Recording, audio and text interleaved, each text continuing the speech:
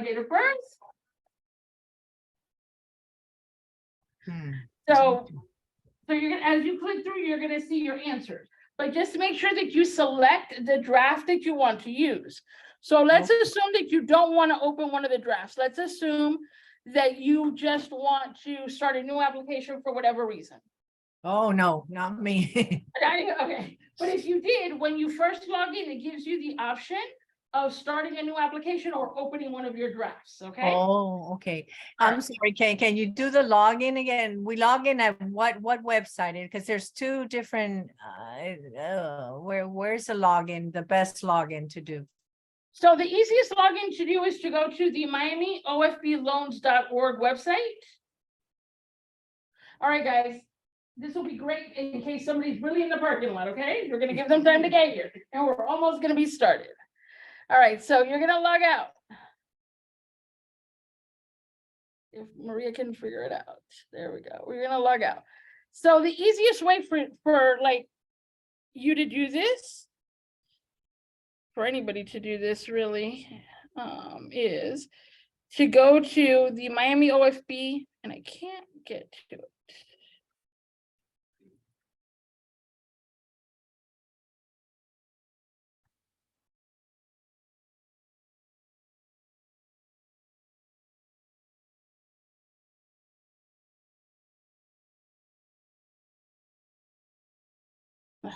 Keeps taking me to the back end because that's the side that I normally see.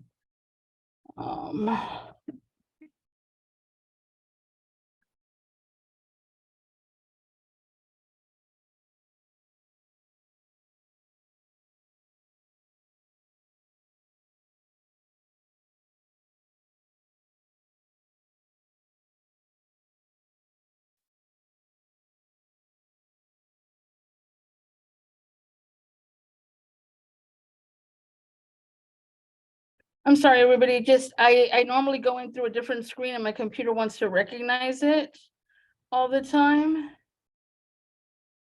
Nope, it's taking me right back to it. Oh, no, it didn't. Okay, there we go. Finally. All right, so the easiest way for the average person to log in is to come to this screen. Come up here where it says log in. Put in your username and your password.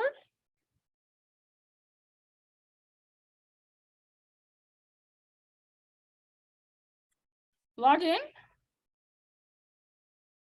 You're gonna get to a welcome screen. You're gonna come here where it says, once logged in, proceed to the application page here. So we're gonna click here.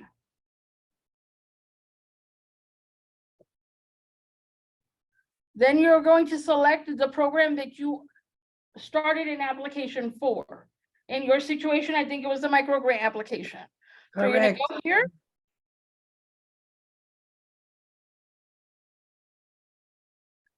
And you're either gonna open a draft or you're going to start a new draft right here, start a new draft. If you click start a new draft, you're gonna basically start a new application and you're not gonna be able to merge the two. So you're gonna want to click up here where it says the draft that you want to open. I happen to have only one application under this profile open. So that's why I only have one draft. There's some individuals that have multiple applications going for whatever reason. And that's where they'll select the draft that they want to be working on. Thank you so much. If I'm going to try this when I have a chance now, maybe while we're even doing this, is there, if it gets stuck, is there a person that I can talk to if it gets stuck? So that, fortunately for all of us, is me. Okay. The easiest way to get to, the easiest way to get to me is through text. So we have a voice line, we have a text line, and then we have a contact us form. If you don't want to wait, text us. Like, that is the most immediate response. So I invite all of you, if you need some technical assistance getting back to your application, have a simple question about whatever, the text us and then we'll get back to you. There's multiple people that monitor this text line, so it's a more immediate response.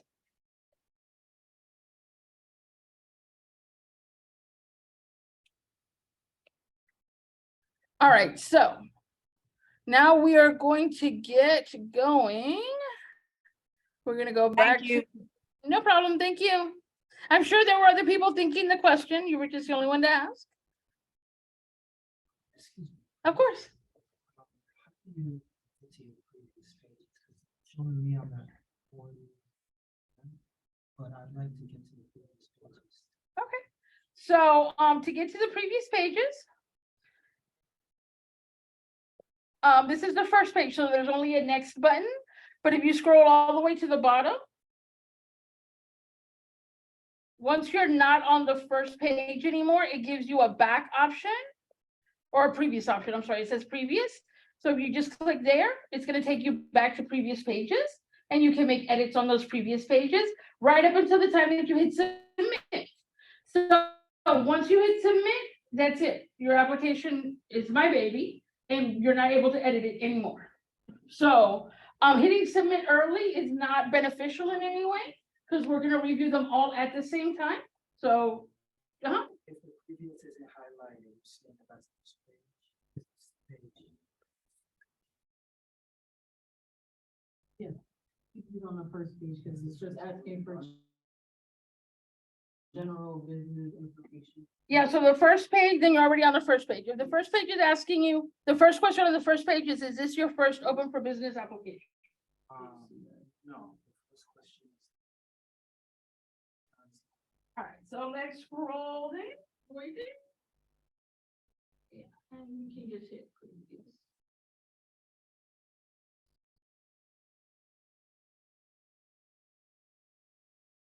Oh, it's trying to do it, yeah.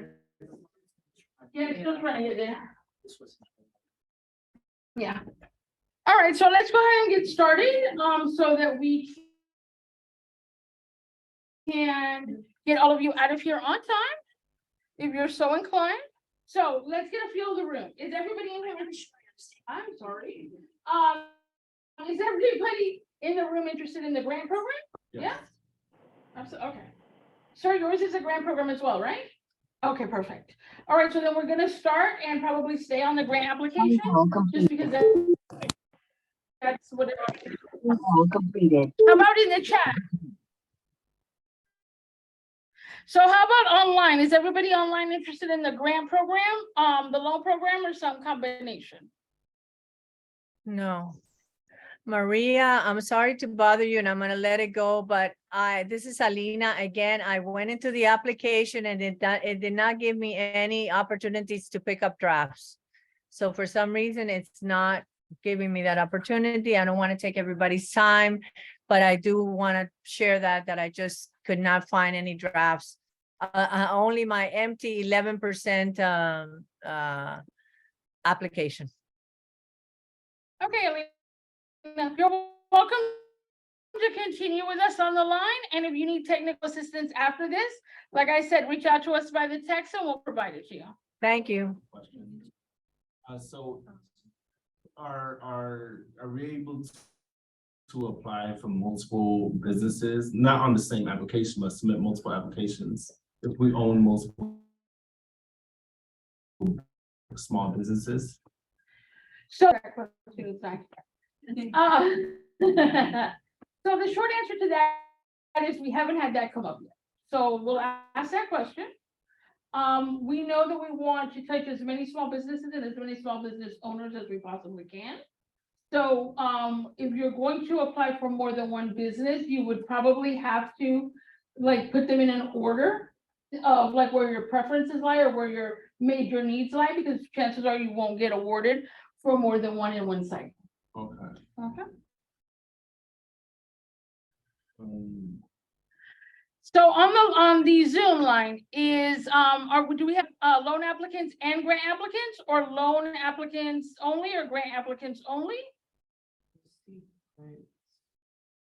One person who said, someone asked like if they could apply for both, Mhm. assuming grant and loan, so that Yeah. can be like one interest.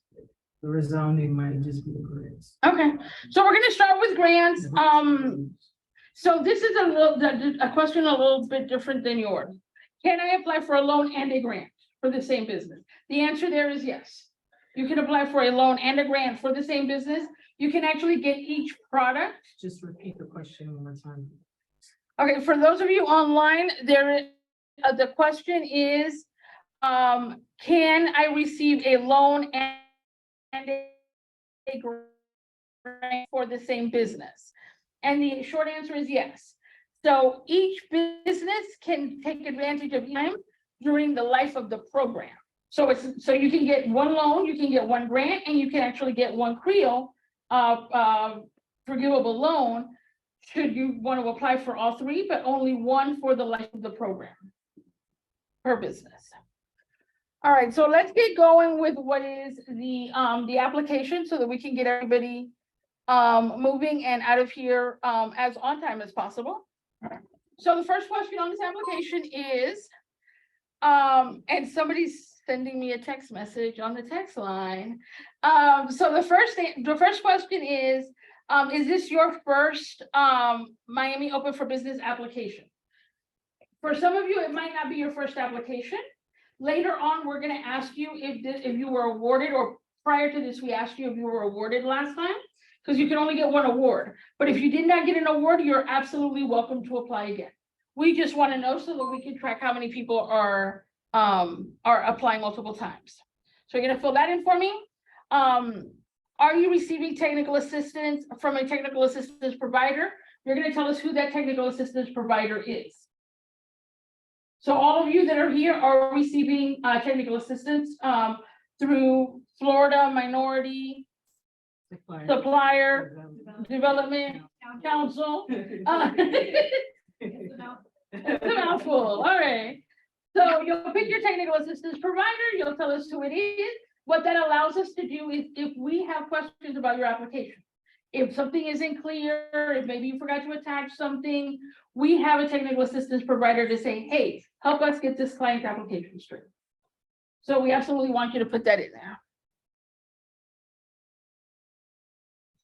Of course, we need your legal business name as it appears on the legal documents. One of the due diligence items that we have to go through is verifying that your business has been open for at least 2 years.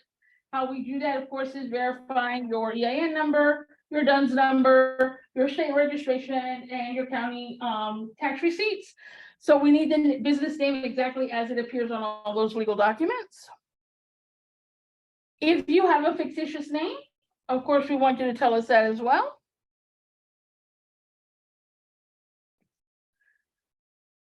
For all businesses, we're going to need your EIN number. Is there anybody who doesn't have an EIN number?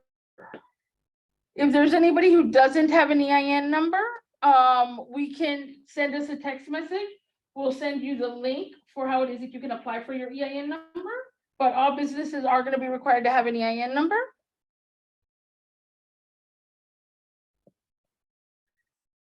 We're going to ask you for exactly the dollar amount that you want to receive in the grant. That dollar amount has to correspond to a few other things in your application. So let's assume that you start off and you put $20,000 there, but then as you're completing your application, you come to the conclusion that you don't need $20,000, that you really need $17,518.52. You're going to come back and you're going to edit this dollar amount for us, because this number is going to correspond to the proposed use of funds documents that you're going to put on here. It's going to correspond to your financial projections document, and it's also going to correspond to your some of your narrative questions. So we're going to make sure that all those things kind of match for us. So just to make sure that this number ends up being the amount that you want to receive in a grant. Next item up, we're going to ask you to tell us what it is that you want to use your money for. So you can use your money for 3 different items. You can use it for technology hardware only, computers, TVs, projectors, stuff that you can hold in your hot little hands. You can use it for software only, stuff that you put on your computer, QuickBooks, Word, Excel, all that jazz. You can use it for technology hardware and software, right? So a combination. You need the computer, you want the QuickBooks to put it on. Or, like separately, or you can use it for machinery and equipment. Machinery and equipment equipment usually comes in for things like barber chairs, nail salon, pedicure situations, stuff like that. So you can do a technology solution or you can do a machinery solution. So you gotta pick one or the other.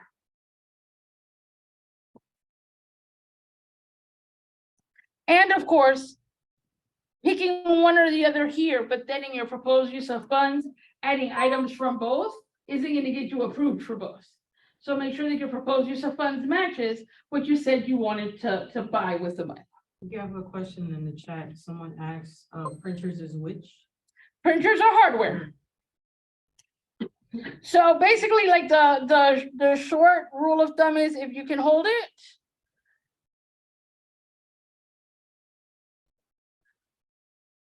If you can hold it, then it's considered a hardware. All right, there's two people in the waiting room and it's not giving me the option to let them in. I don't know if somebody wants to let them in. It just says like iPhone Excuse me, yeah. Yes, sir. So this is for entrepreneurs. correct? Mhm. So will your IP count? The purchase of it, Or like give me an explanation. Like what? like the maybe the cost of the attorney for the IP? So not the cost of the attorney. No, not the cost of the attorney. So What this, about valuation? no, not under this. Yeah. Mhm. Would the cost to build an app be considered software? It is, Yes. That's Yeah. software. yeah. On the personnel piece, that Yeah. would, yeah, that would be covered. Yeah. So the cost to build the asset, absolutely allowable. Somebody to operate that like on your end, or even your related salary costs for design would not be. But you can hire an outside designer. Oh, no, I'm sorry, repeat that one. You can hire a design firm, but like you can't pay somebody's salary to like manage it or anything like that. Not under this, for example. So everything we're telling you is mainly for this, throughout this one. Last question on this first page is your organization located in one of the following communities? So we have some communities that we've identified as communities and not us, right? They've been identified through the census. So through communities that have historically been disadvantaged or underadvantaged by programs such as this. If your business is located in one of these communities, there is some additional points that go along with being in one of these historically disadvantaged communities. So if your business is located there, we absolutely want you to tell us. Hi, Maria. Question. Give me just 1 second. Okay. Go ahead on the Zoom. That refers to the brick and mortar location, right? Correct. Thank you. Yes, So sir. my business, the address on file is located in unincorporated Dade, but most of my work takes place out like in Miami Gardens or North Miami, but in these disadvantaged communities. We go based on the address for the business. Is your business located in one of those disadvantaged communities? Home-based businesses. Use your home address. Okay. Yeah.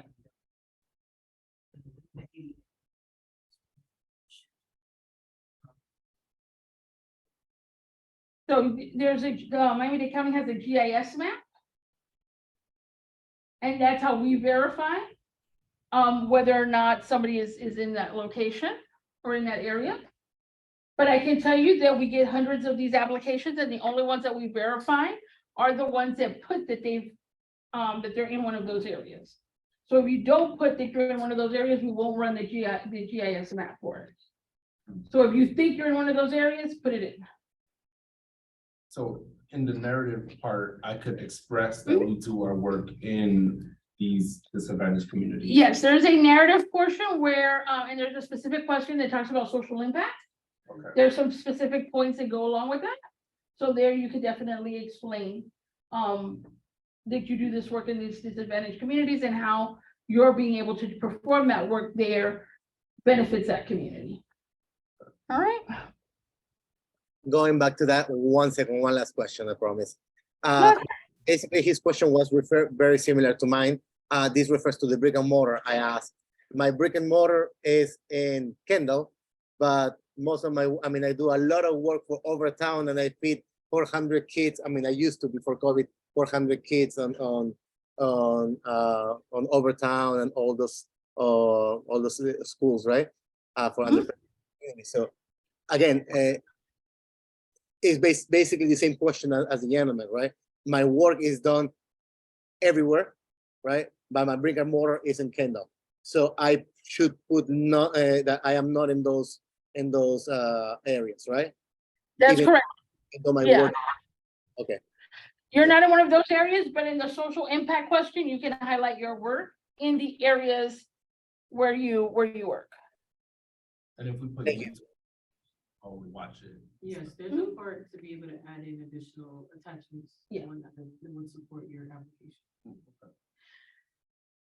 So before we go on, the gentleman in the room asked a specific question about will we review things like YouTube links or additional documentation that's added. So all of your applications are reviewed by 2 individuals. Those individuals, for our part, for the most part, are volunteers.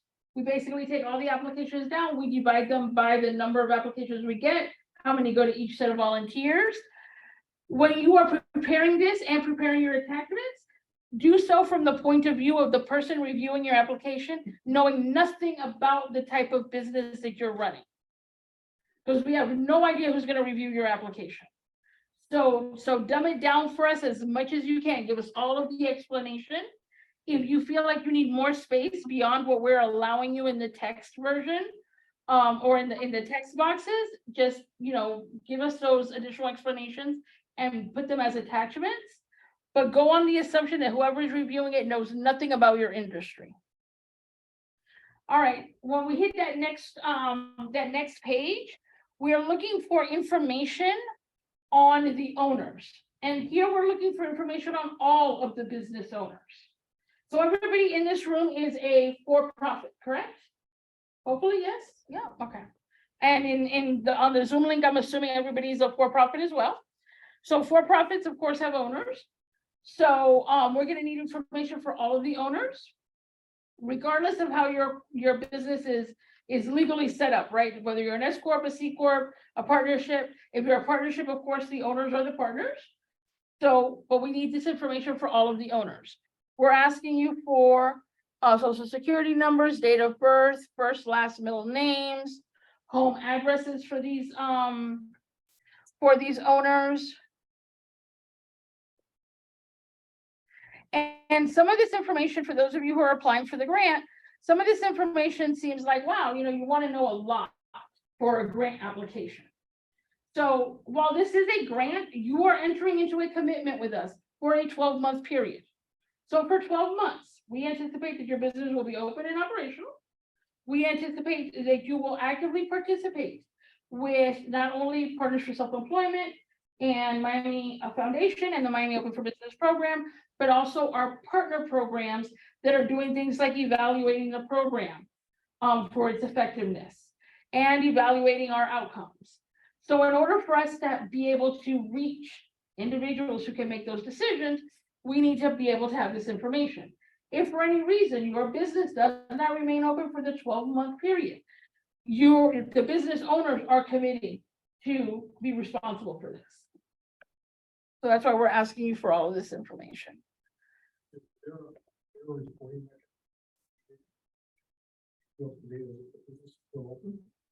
So we check that periodically, and then we have an independent company that we've outsourced what is the progressional review, and then they'll be reaching out to businesses randomly throughout the 12-month period in order to get information back on whether or not the business is still open, the asset that you purchased, whether or not it's still in use in your business, how it's affected your business, right? So did your business increase? Did it decrease? Were you able to add on additional staff? Were you able to bring on a new product? So what the long-term impacts are. Self-reporting. Yeah, no, it's initiated from us. Okay. Yeah, it's initiated from us. Sorry, a really random thing, but Yeah, for fine. some reason, like the social security, it's not taking in the zero and the zero at the front. It just knocks it out. It knocks it out? Yeah, I don't know, I didn't try that. Let's see. I've done it a couple of times. Okay. You know how like sometimes it's formatted. Yeah, and it might be a formatting issue. Um, My social security account. that's okay, because it's not even letting me change mine. There we go. Was a user error. Oh, it took mine. But please send me So there's a date. no, over here in the.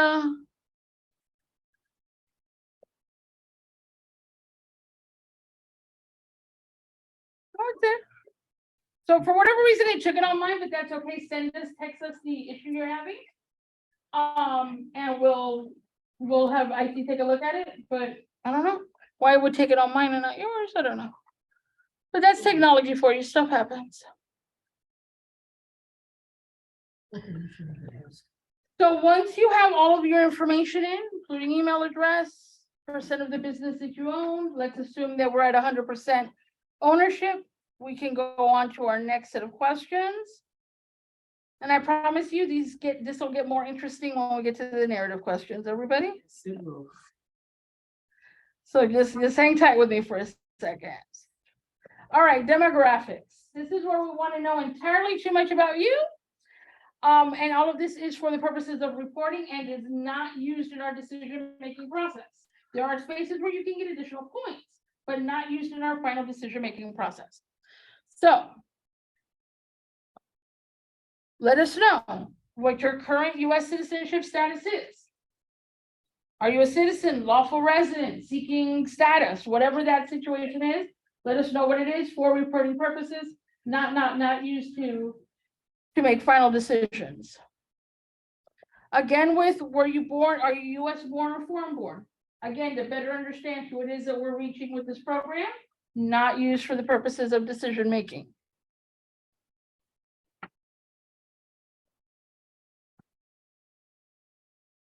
So one of the pre-qualifying questions, all of you who were able to get this far in your application, answered a set of pre-qualification questions where you've already identified yourself as one of those minority groups. Now we're asking you to give us a little bit more information on that. So what race and ethnicity do you self-identify as? This is for the purpose, again, of reporting, wanting to understand better who it is that we're targeting, who it is that we're servicing, and how it is that we can target individuals that we haven't received as much interest from. Again, with your cultural identity, not used for decision-making, but for the purposes of helping us reach a broader market. Gender of the owner. So these questions are going to actually populate for each owner. So if you listed multiple owners, you're going to answer this for all of the owners. Again, your gender, not used for decision-making purposes, but for reporting purposes. Which of the following historically underserved background do you identify with? Here is where we tell you to select all that apply. So while you don't get a point for each of the boxes that you check, so don't get creative and check them all. There are points that are assigned for being one minority group or being multiple minority groups. So select all that apply. So I'm first generation. Would it be disingenuous if I put immigrant? Although I was raised in a immigrant household. So this is self-identification. So the question in the room, in case the people on Zoom did not hear it, is if you're first generation US born, are you considered an immigrant? So if I were answering that question, I would not consider myself an immigrant because I'm that's my situation, right? I'm first generation US born. So I would not list myself as an immigrant that's how I would read that question. But keep in mind that you are self-identifying. So not everybody's going to interpret the question the way Marie interprets the question.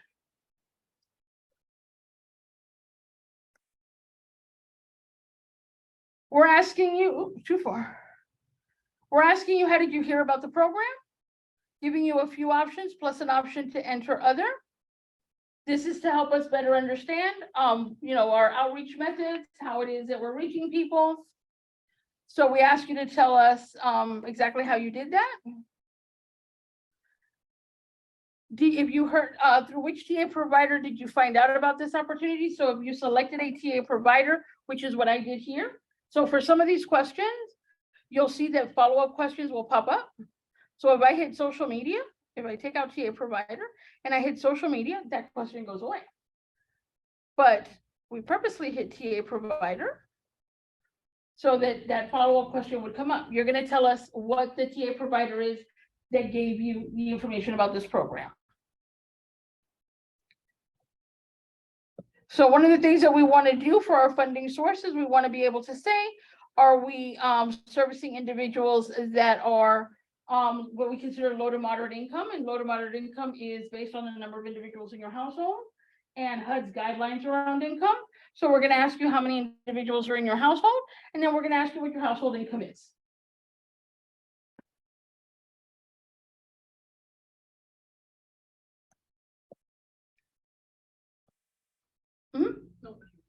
Okay.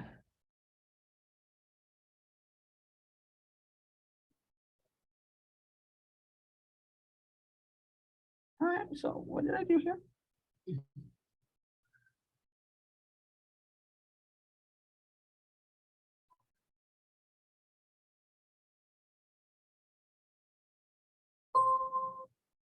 Somebody's sending us a text message.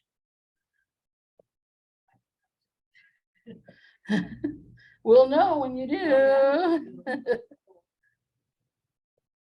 All right, so you just saw that I got that red pop-up because because I had not answered all of the questions on that screen. That's what that red pop-up was. So if you get that red pop-up when you're working on this at home, that's what, oh, look, and I get another red pop-up.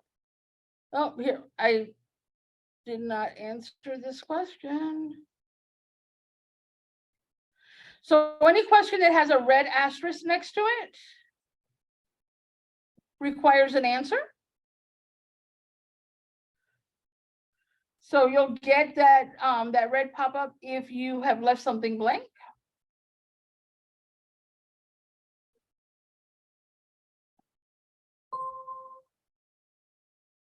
We are a popular group today. Okay, so now we're on to the business information and we're almost to the entertaining part. So your DUNS number. Everybody have a DUNS number? Yeah. You already have one? You think you already have one?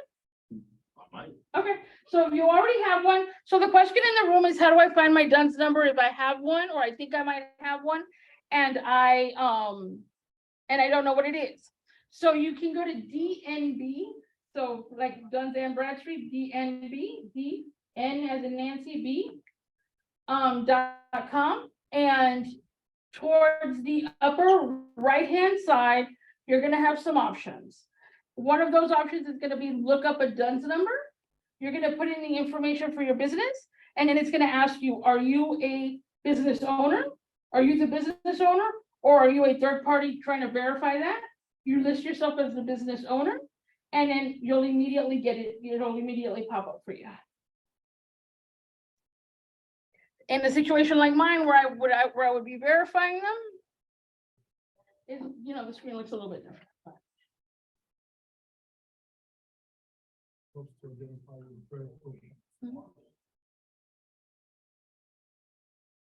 Everybody on the Zoom have their DUNS number, or at least understands where to go find one?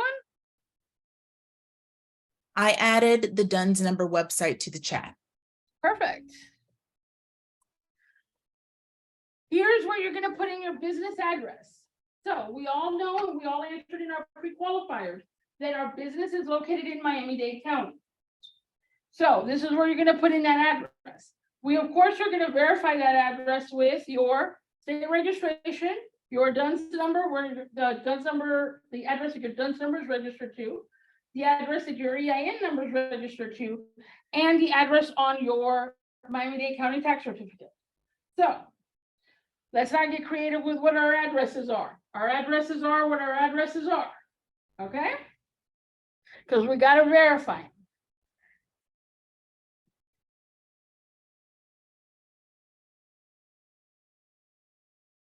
Next up, after we've figured out what our address is what's your business location, right? So we want to understand, is your business a storefront?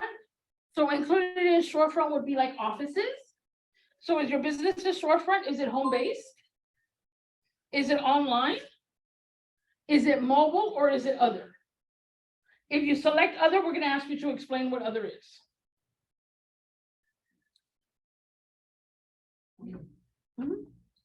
Online and similar to a home-based type, because you have to get the communication somewhere.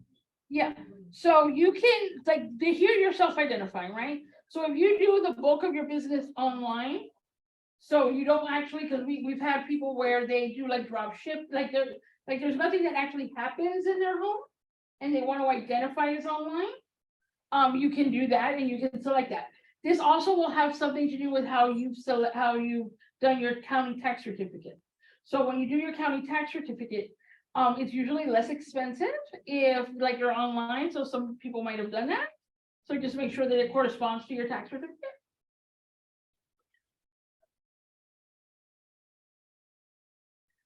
We want your business phone number. So a couple of things will inevitably happen at each of these cycles. Somebody will give us a super creative email address that they do not check and then be mad that we sent correspondence there. And somebody will give us a business phone number that they never answer and then be mad that we called it. So these are business grants. And if you're applying for a loan, these are business loans. So give us the email address that you check for your business and give us a phone number that you answer for your business, please. Wow. Yeah, I've been cussed out more than once. I'm reading right now that it takes the process 30 days, up to 30 30 days. to get a DUNS number. Yeah. What can we do in the interim? So the question in the room is, it can take up to 30 days to get a DUNS number. If you do not have a DUNS number, you're going to go on Duns and Bradstreet and you are going to request a DUNS number. You're immediately going to get a communication that says, for the bargain basement price of $670, we will give you your number immediately. Don't do that. You don't need to pay that. They're going to email you a confirmation, like a receipt that you have applied for your DUNS number. You're going to take that receipt. You're going to attach it for us. Because if we get as far as, about ready to award you, we'll go back and ask you for it. But do not pay the people the $670. And for the most part, you will get it before the 30 days. And if you call them a couple of times, so Hilda in our office, the lady doing the Spanish TA, she is an expert on harassing people into giving them what she wants. So if you call a couple of times, they'll give you that number over the phone to get you to stop calling.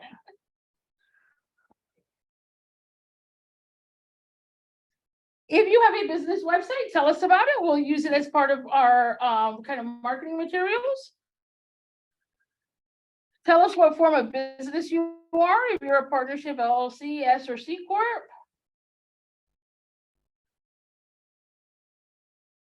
And then here you are going to pick.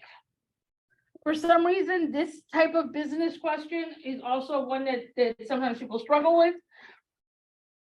The majority of your business, so the better part of your business income, does it come from retail? Does it come from a service? Does it come from manufacturing, or does it come from other? And if you tell us other on any of these questions, we're going to ask you to explain what other is, just so you know. So other isn't like the catch-all or anything. It's like, we're going to want to know what other means. So if you do both retail and services, where does the bulk of your dollars come from? Just use that as the guide.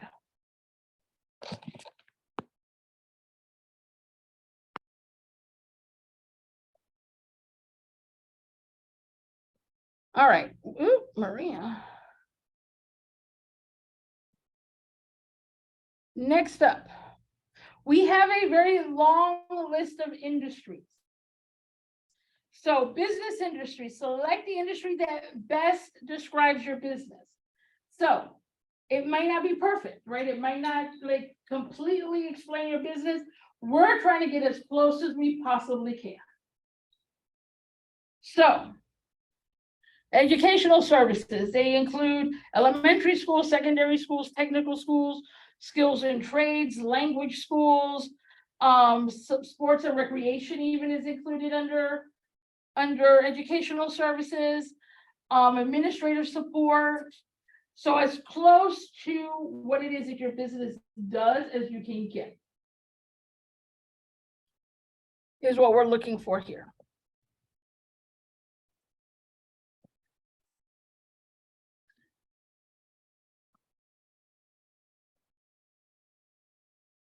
Oh, I clicked in the wrong place, everybody.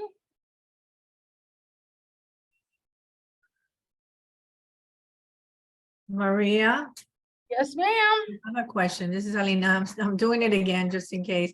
I have a question. The part where it says the business location, it says storefront, but it doesn't give you mine is an office. Is that considered a storefront?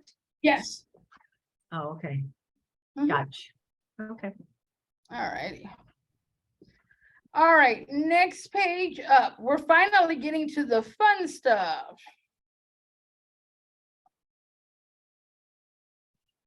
All right, so we've done the whole select your industry. Now we're at brief business description. So here's where you're going to describe your business. Kind of what it does. Almost like your elevator speech, right? Brief, concise, quick to the point. What do you do? So my name is Maria Cotto. I'm the Executive Director of Partners for Self-Employment.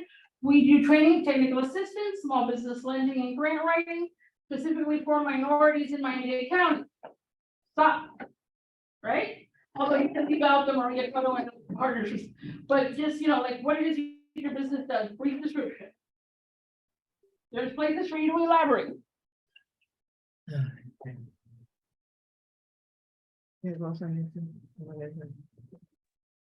All right, I do have a question here. Sure. If an applicant has recently purchased office space for operating their business in Miami-Dade, do they need to make sure that the corresponding address is updated in SunBiz before they submit their application? Absolutely, yes. That's how we're gonna verify the address. We're gonna look at what their SunBiz registration is. They also have to update it on DUNS, and they have to update it with their county tax certificate.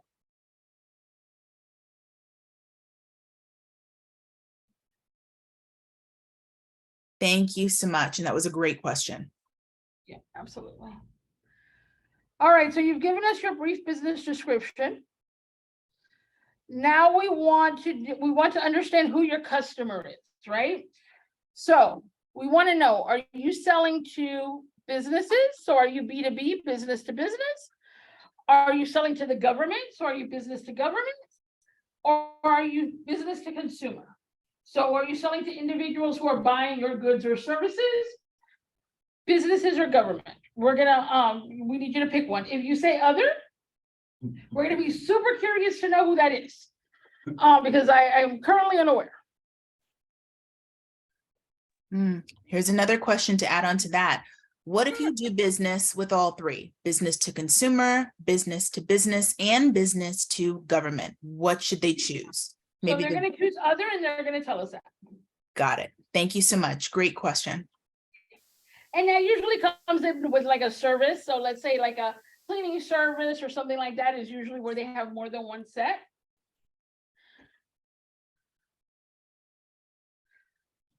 Current number of employees.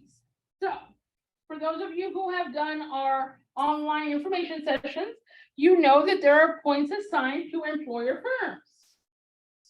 And points assigned to employer firms who have what we consider quality jobs.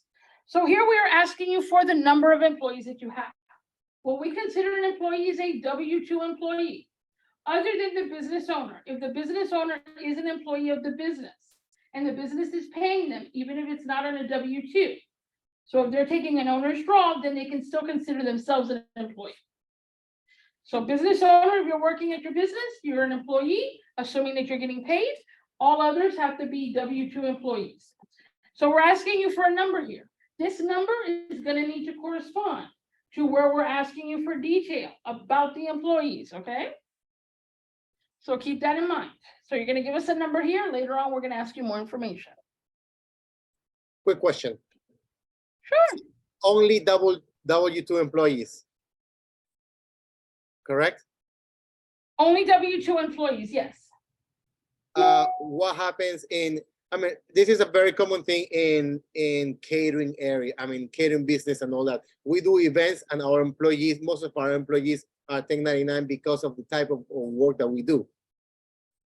So, Right. I mean, that is the main reason why having the funding from any program for the government is exactly that.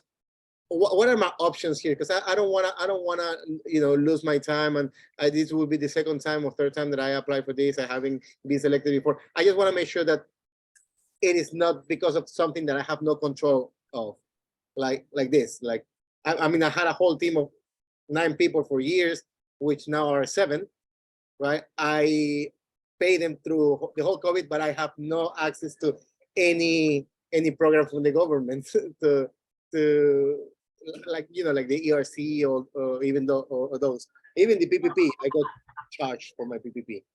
Yeah, I'm aware. So yes, with this particular program, this is not a government program, and not having employees does not eliminate you from the program. They're Okay. just specific points. Should I that put go 0 in along there? with your firm. The thing is that if my current employees say, is 0, and then I say that I am spending $360,000 on the employees, or maybe more, and I have employee 0, you know, I just wanted to be any inconsistency with that. Right. So there is no spend a lot of money on workforce. So there is no inconsistency because on your tax return, it will not appear as salaries. Those are consultants. Alrighty. Well, So you, as a business owner, do you work at your business? come again? As a business owner, are you an employee of your business? I am, but I haven't been able to pay myself for a very long time. Okay, so you haven't been able, so you haven't paid yourself. So you're employed outside of your business. Not really. I mean, I pay myself when my business has money. Sometimes. Okay, so you pay yourself. Okay. Yeah, I mean, also, but on 1099. Right, but you're the business owner. Yes. So as the business owner, you're taking what we would consider an owner's draw. Oh, technically, yeah. Mhm. Yes, okay. So then the number of employees would be 1 because you're the one employee of your business. Uh-huh. And then later on, when we ask you to outline the information about the employees, you're gonna list yourself. Alrighty. Okay, all right. Okay. Oh, now, before you move on, I wanted to know if you could expand a little more on solo entrepreneurs. I have a few questions in the chat. One is, so do we put 1 if it's just the owner? Another one is, do the same rules apply to staffing firms? And also, what if I'm the only owner and I do not have a W-2? So basically, solo entrepreneurs, business entrepreneurs are considered an employee of your business. If you could expand a little more on what they should put into the application, that would be great.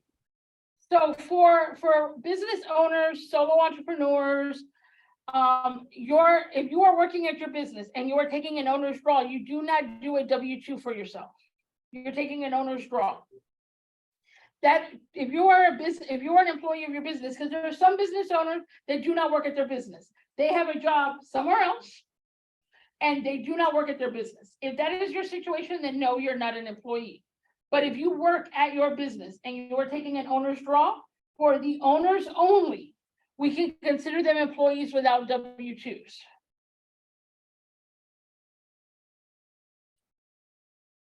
So yes, if you're a solo entrepreneur who is being financially supported by your business, then your number of employees is one.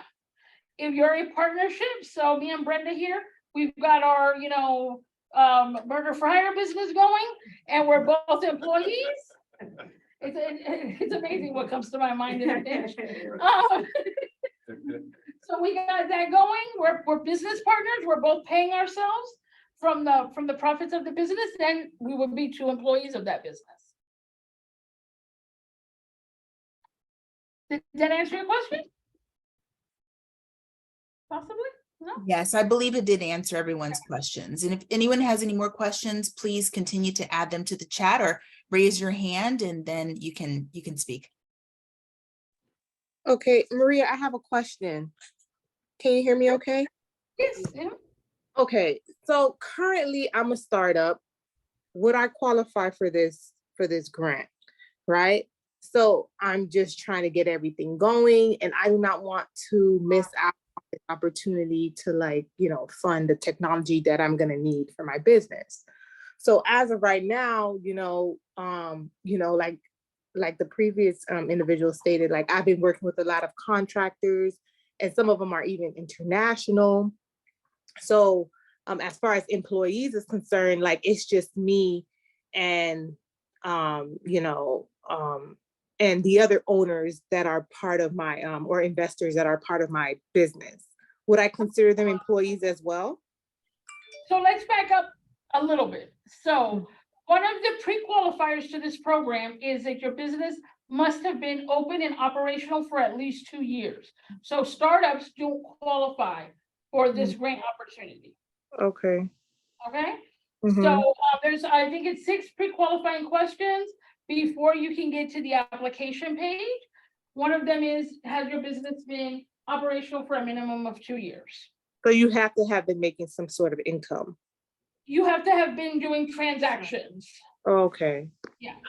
For a Okay. minimum of 2 years in order to be considered for this. So this Oh. isn't a product that's designed for startups. There are other products that are specifically designed for startups. Mm. But let's assume that you're not a startup, right? So let's assume somebody else in the room has a question. They're not a startup, but they have multiple business owners. And yes, those multiple business owners, assuming that they are paid from the business, Mhm. could be employees. Okay. I'm sorry, we have a question in the room. Yes, sir? What about if,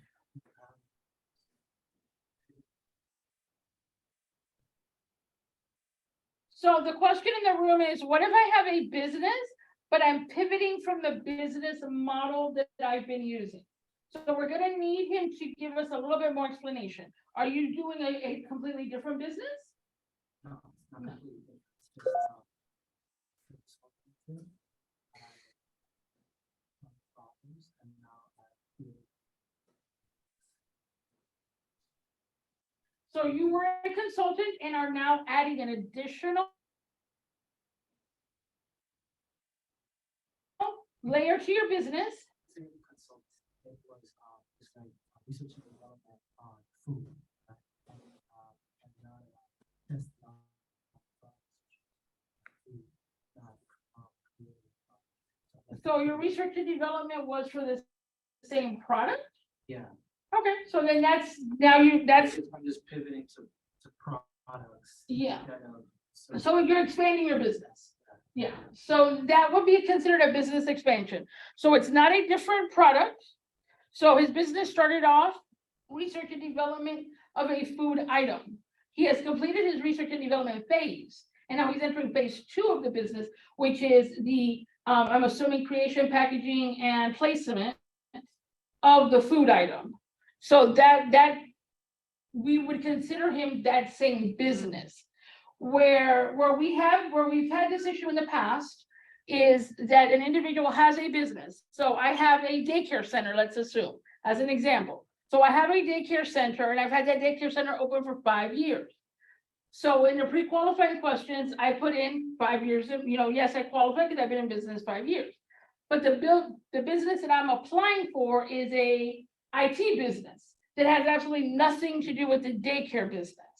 That's where the issue would come in, because that IT business cannot operate on the back of the daycare business. because they're two completely different businesses. Sure. Any more questions in the chat before we move on? Not right now. Thank you so much. Perfect. Okay, so I promised you guys that we would get to the entertaining part soon enough. And here we are, narrative questions. So we said. Wait, you skipped the projections and stuff. It has a number amount there. I skipped something? Yeah, go back up. Oh, you're right, I did. Okay, so I stopped talking at B2B and then we took a left. Okay. You gotta do budget and years projected revenue. Yes, ma'am. I've been known to take the left. Thank you very much for getting me back on track. So, and I need directions sometimes because I'll take a left and keep going. So, current year's projected revenues. So, this is a projection, right? We know that in May, you're not going to be able to tell us 100% for sure that by December 31st, you will have had in revenue $952,872.53. We know. We just want you to project your current year's projected revenues. So some of you will say, well, Maria, how do I do that? So let's look at your last year's revenues, right? Your last year's already closed. Most of you have already done your tax returns and all that fun stuff. What were your revenues last year? What have you implemented this year for increases? And then project what you think you're going to make this year. So it's a projection. We want you to get as close as you can, but we understand that it's not going to be exact. The next question up is your current year's operating budget. So here's where we want to know how much money do you plan to spend this year, right? So I put in, for the sake of this dummy application, that I thought I was going to make $45 this year selling my widgets. And I'm going to spend $40 to make and market my widgets. What we're going to use those two numbers to help us calculate is, as we said earlier, you're entering into a 12-month agreement with us. For 12 months, we anticipate that your business will be open, that you will actively participate in reporting back to us on how these how this machinery equipment that you've acquired has helped your business grow, help you get from where you are to where you want to be. One of the ways that we can know whether or not you've got the probability of being open in the 12 months that we want you to be open in is to better understand what your projected revenues are going to look like and what your projected expenses are going to look like. Okay?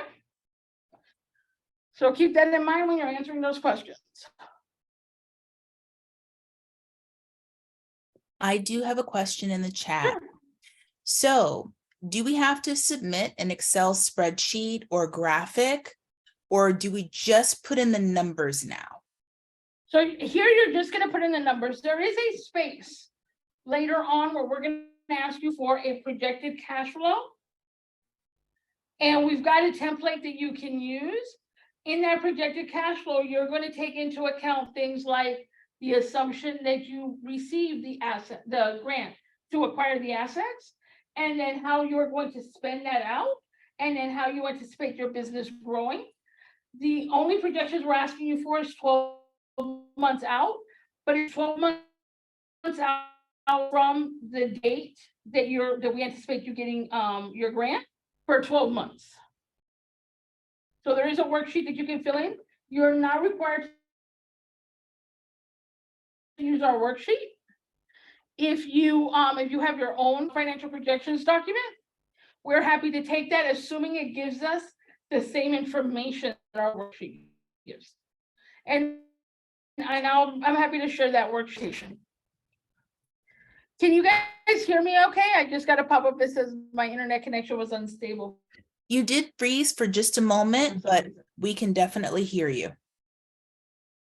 All right, perfect.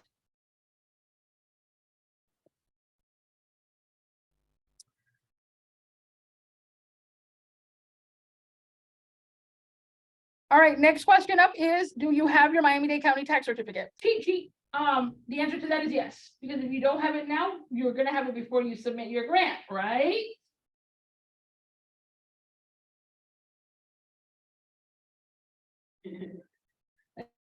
It's all not together. So the answer to that question is yes. If you don't, assistance in getting it or some direction on where to go to get it, we are happy to provide that. Send us a text message on the text line and we'll shoot you over the document that you fill out. You can either do it online or you can go into their office and do it.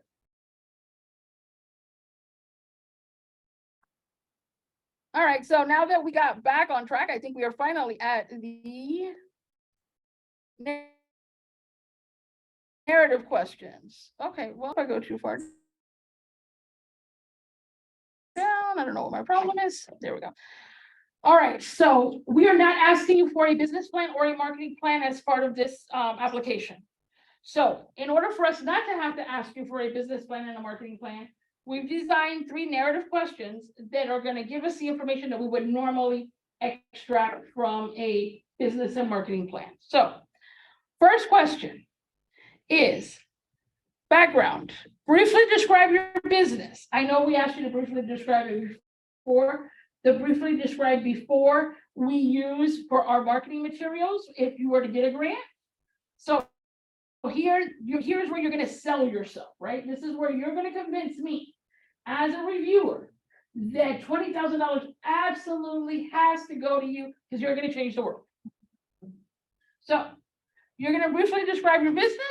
You're going to include in that description a description of the products or services that you're selling. So help us understand what it is that you're selling, right? On the assumption that we know nothing about your industry. Give us a description of your target market. Who are you selling to? Include how they're going to benefit from your product or service. So how is your target market going to benefit from your product or service? A description of your staff and team. Here is where you get to highlight consultants. So part of your team could be consultants in this description. So for the gentleman who does the catering, he's going to give us a brief business description of I provide catering services for weddings. My target market are brides ages 15, I don't know, no, not 15, ages 25 to 35.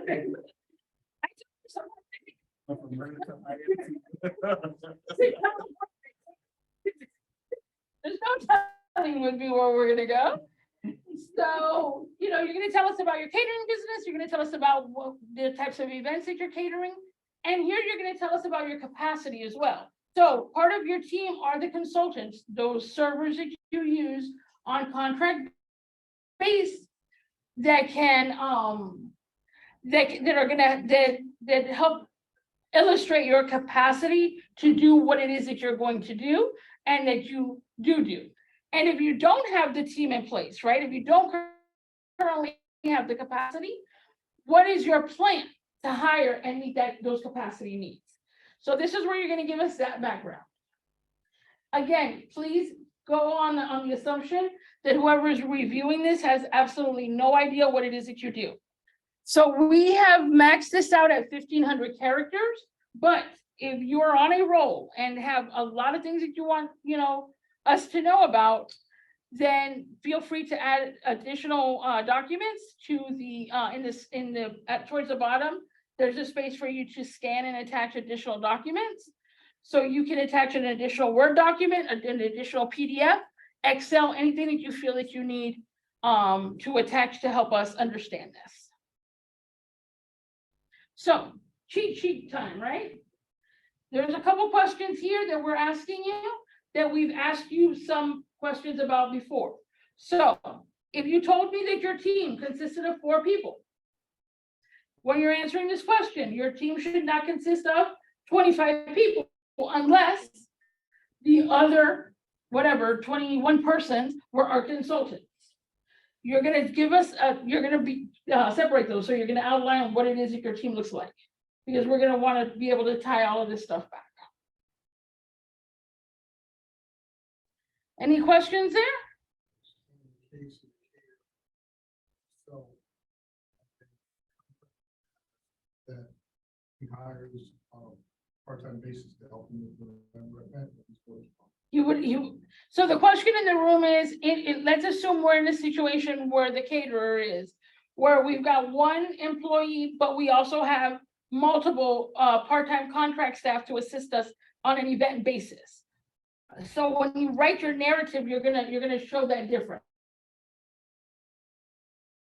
right? So my team consists of an additional 5 serving staff that I hire on contract that are available to me for as events are needed or as needed for events. So here we just want to understand what your business is and what your capacity is to do what it says that you want to do.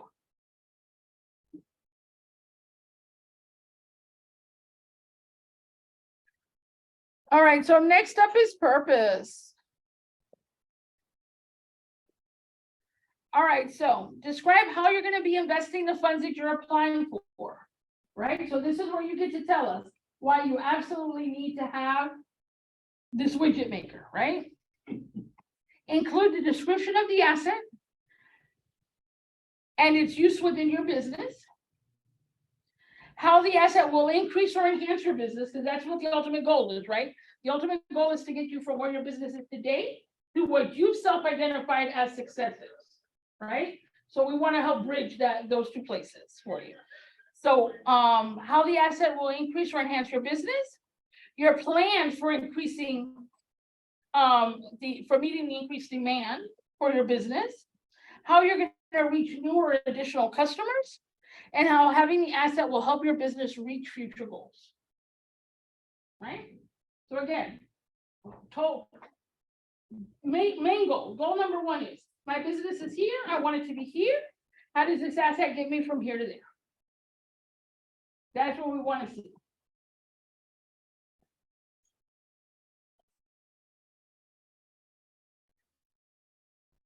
Any questions there before we move on?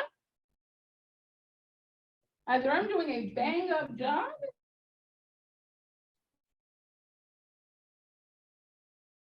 or everybody's asleep. Yeah, all right.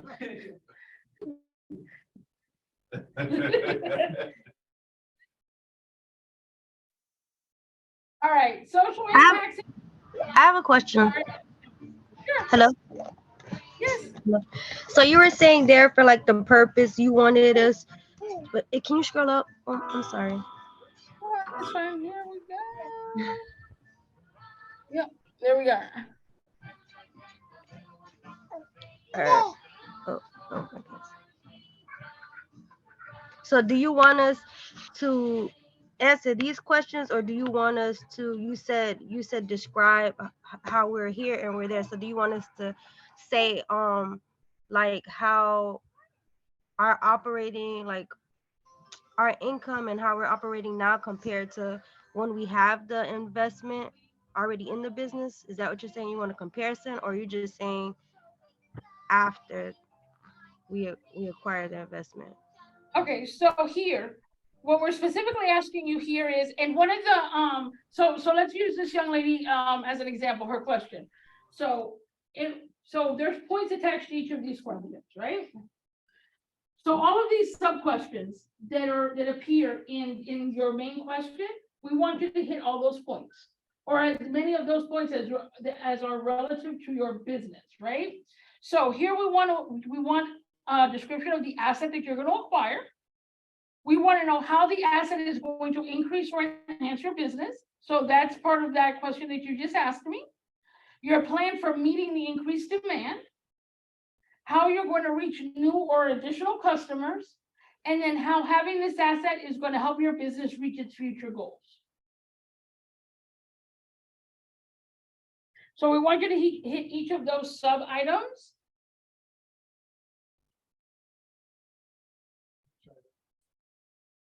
As part of the question, yeah.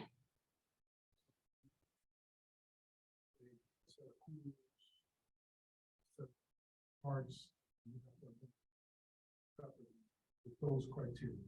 Well, you don't have to necessarily identify them separately if they're linked, right?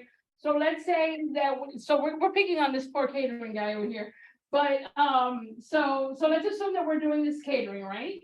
And you're going to tell us, okay, a description of the asset. So I'm going to purchase 3 6-foot coolers, 2 hot carts to move the food, and 3, I don't know, walks or something, right?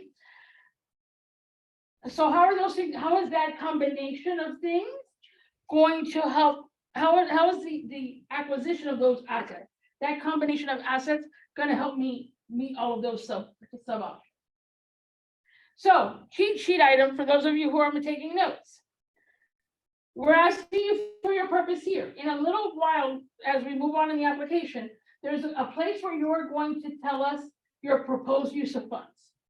In that proposed use of funds, we're asking you to outline each of the items that you want to purchase. Oh shoot, my battery's running low. This is not good. Yeah, there should be a charger in my bag, my personnel. And I just put in the chat the high scoring and low scoring response for that question side by side, so people have a better idea. Can I be airdrop? Probably not. But you can maybe pull it up. She dropped the link in the chat. Did she? Yeah. Like the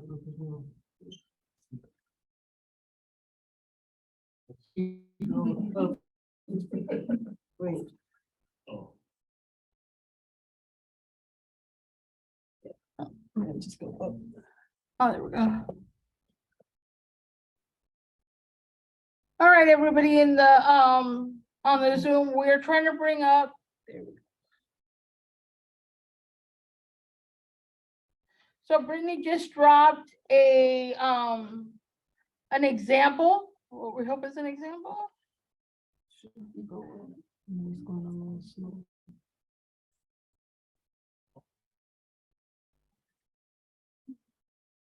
And it might be going slow because I just am running out of battery. Yeah, So Brittany wanted to do me the favor of going to get my fancy dancy charger that I didn't think that far in advance for.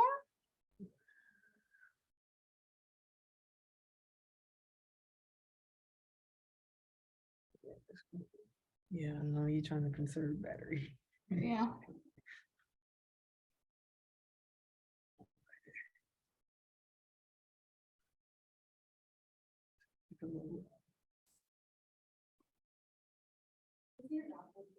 Oh, All there right, it so- is. okay. I'm I gonna could go. plug it though. I think I have one in my purse. All right, so Brenda's gonna walk you through that response for a minute while I go find a Yeah, you charger. thank you. No Awesome. problem. You know how your mom tells you to look for something in first, I'm like, it's not your turn. That hurts, it's so big. All right. Yeah, thank you. No problem. So when it comes to why you might not score high, it goes back to what Maria was touching on with the narrative questions. What is a common thing that we see is folks are using the micro grant for a vehicle when they really should be using or applying for the loan for a vehicle. Using the loan for technology when they really should be selecting the micro grant for the technology instead of the loan. Also requesting Creo when it's an already owned building, when the Creo opportunity is more so for commercial real estate. And I know you all aren't here for that, but that's a common reason that we see people don't score high. Also, Maria touched upon the eligibility requirements. So I know online we had a couple questions as well as in person. And when it comes to ensuring that you're making under $1 million or under, that is gonna allow you to score high. If you don't like stay attuned to that, that's gonna already make you to be able to score low on that. Also ensuring that it is not owned by somebody who's a historically person that underserved entrepreneur, as well as it's not being located in Miami-Dade. So I know there was a couple of questions earlier when we started off the application party.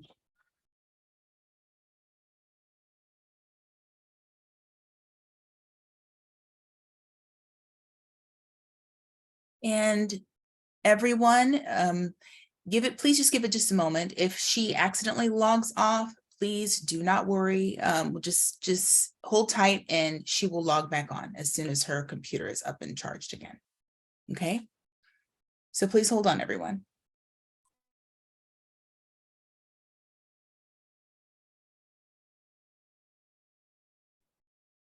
Hi, Allison. Hi, Brittany. Maria's laptop died, so we're on a temporary pause. I'm sure you just gave an update about that. We're going to be back connected with screen sharing in a second. No problem. Thank you so much. We understand, this is the first hybrid event. So, but yeah, this is wonderful. Everybody's getting all their questions answered. So everyone please hang tight. She'll be reconnected very soon. Awesome. Thank you all for your patience.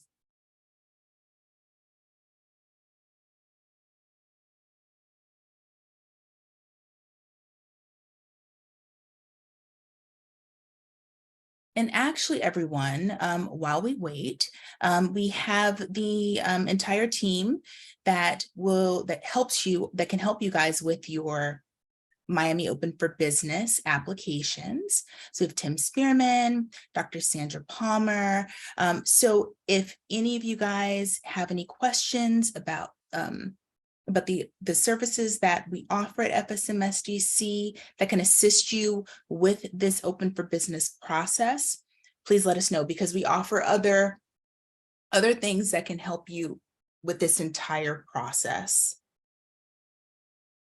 So actually, Timothy, if you are available, if you could share some of the services that we offer that can assist them with the Miami Open for Business process of the application process, that would be great. Yes, I can. Give me 1 second.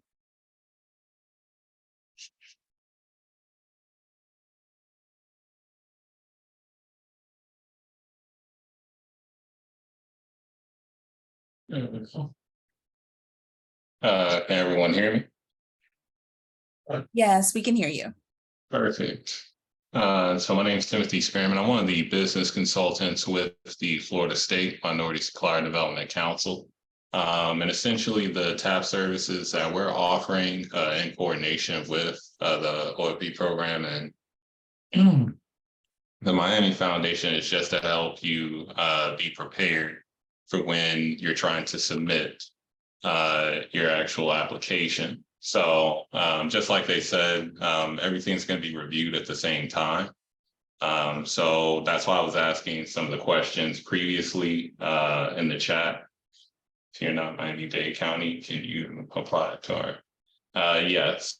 And like Dr. Palmer just mentioned as well, for those of you who may not happen to be able to take advantage of this specific grant, you may still be able to join our technical assistance program for South Florida, which is separate from the OFB program.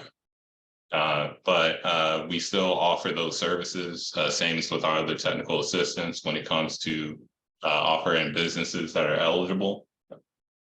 And after the grant is awarded, yes, we offer continued assistance.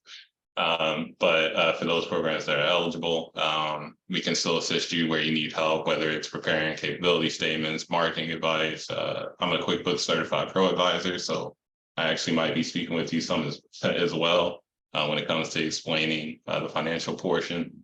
But there's a wealth of knowledge that we are here to offer you and we want to offer you, so please do reach out. I've already reached out in the chat to a couple that I've seen apply and register for our program. So, as we do see register, we'll reach out to you from either a consultant like myself or any of the others that we have working with this program. But I just wanted to make sure we reinforce the fact that there is assistance out there for you and that we would love to assist you any way we can when it comes to helping your business. Thank you so much, Timothy. All right, so we are back. And I also see that I'm not sure if I'm saying your name correctly, Alina or Alina, she has her hand up, so she has a question.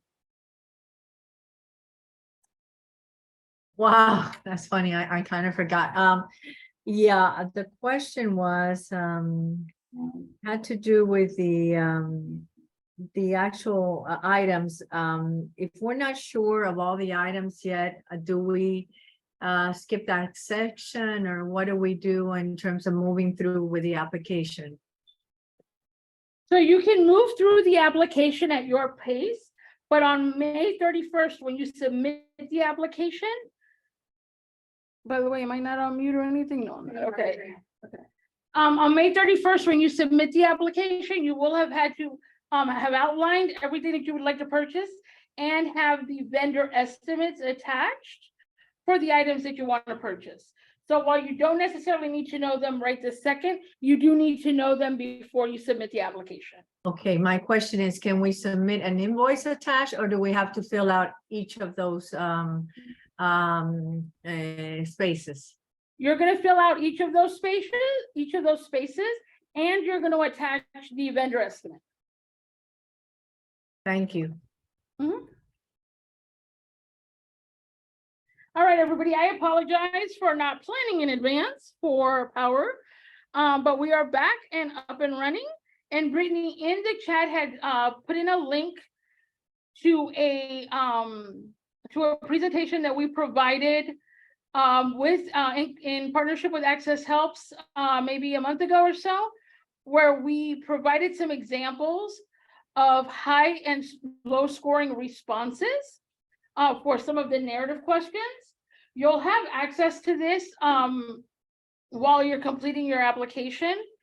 So please feel free to go through and take a look at this. For those of you who are here in person and not on the Zoom and can't necessarily copy and paste the link, this is posted on our resources page on our site, correct? Mm-hmm. Yep, okay. So yeah, it's on the resources page on the site. So you can go back and take a look at this if you want some pointers on, you know, what a low scoring and a high scoring application looks like. All right, so we are making decent time. I'm going to try to get everybody out of here on time. So let's go back to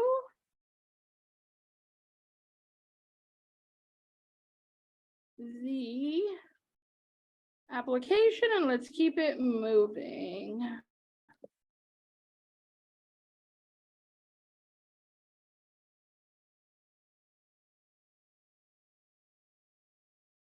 All right, so I believe I answered the young lady's question on purpose and what it is that we were looking for there.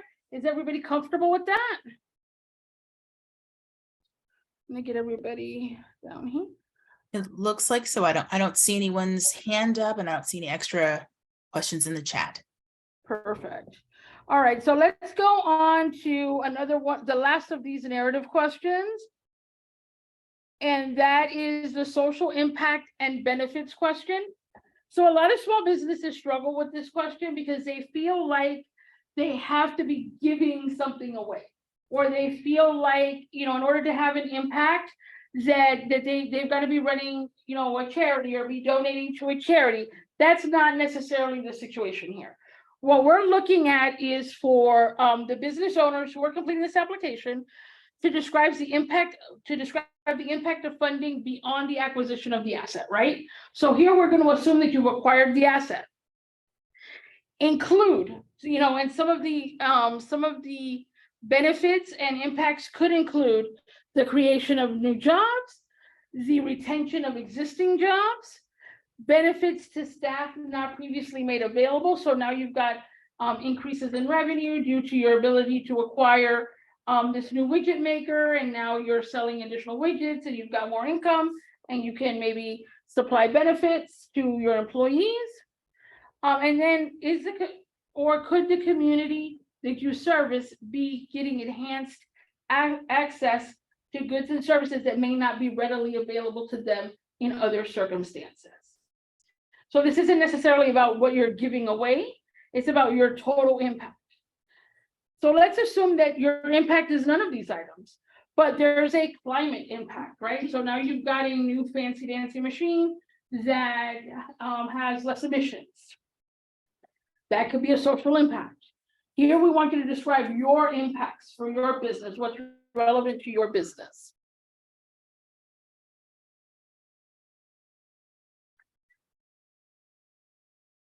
Any questions?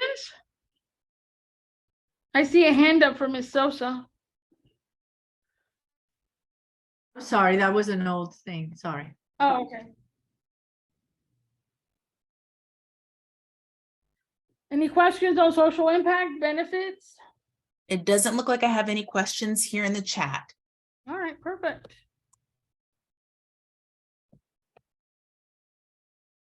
All right, we are making good time. We're good enough time.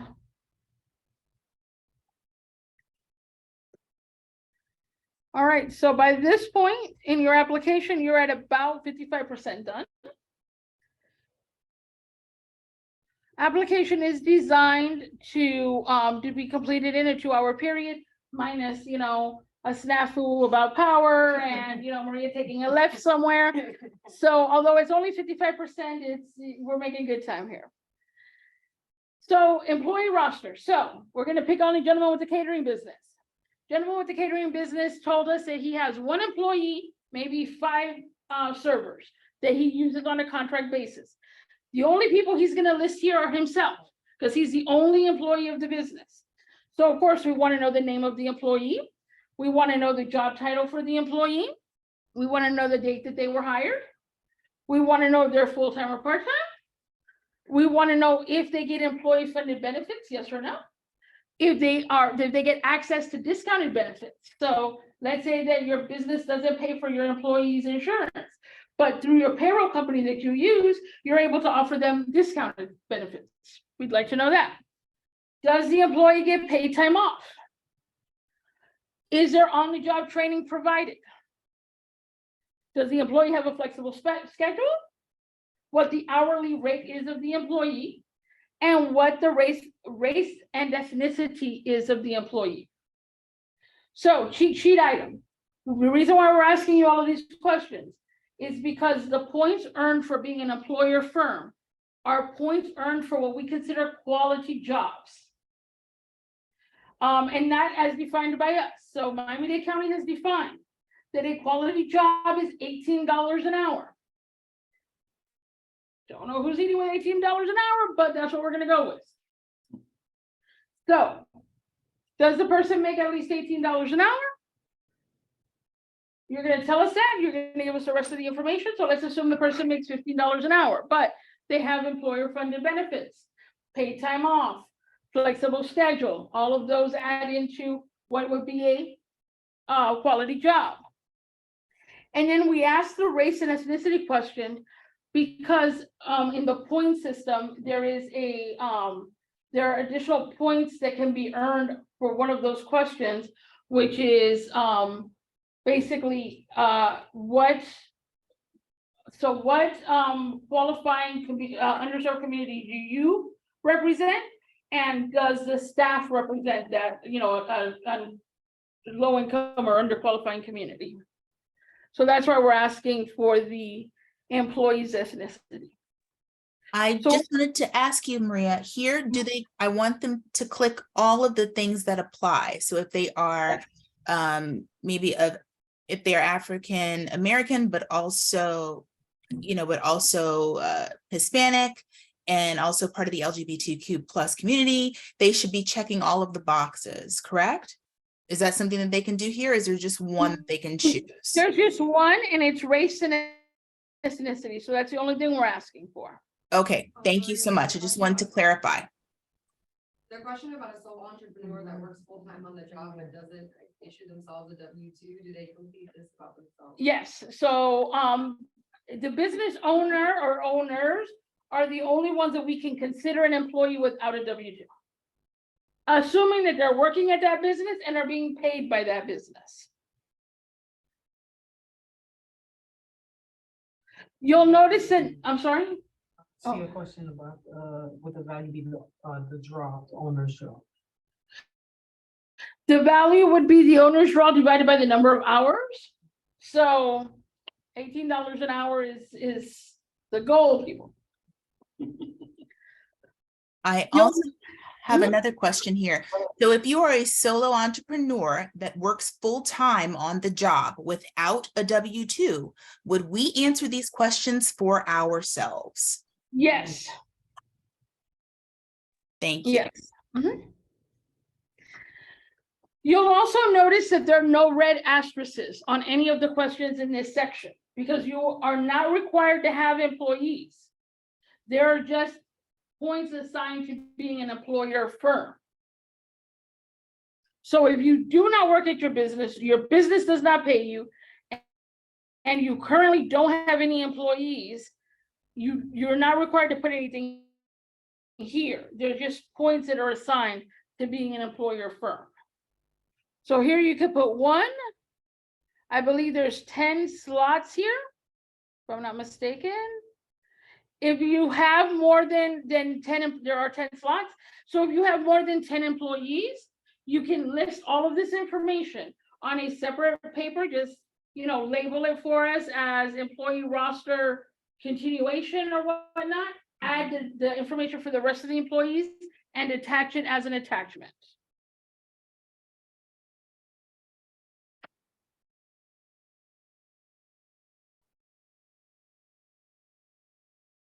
So we've got 10 slots there. Any more, just attach them separately. Here we're asking you in 1 sentence, another one of those fields that we will use for the purposes of marketing and advertising going forward, assuming that you get a grant awarded to you. In 1 sentence, summarize your technology or equipment, machinery, funding request. So 1 sentence, because that's how we're going to tell our funder, like, look at us, we're doing a great job. We're going to use that brief business description at the very top, where we're looking for about 2 to 3 sentences, and then this 1 sentence down here. This is basically the way to introduce the business and what they purchase to the funder who's supplying us the dollars.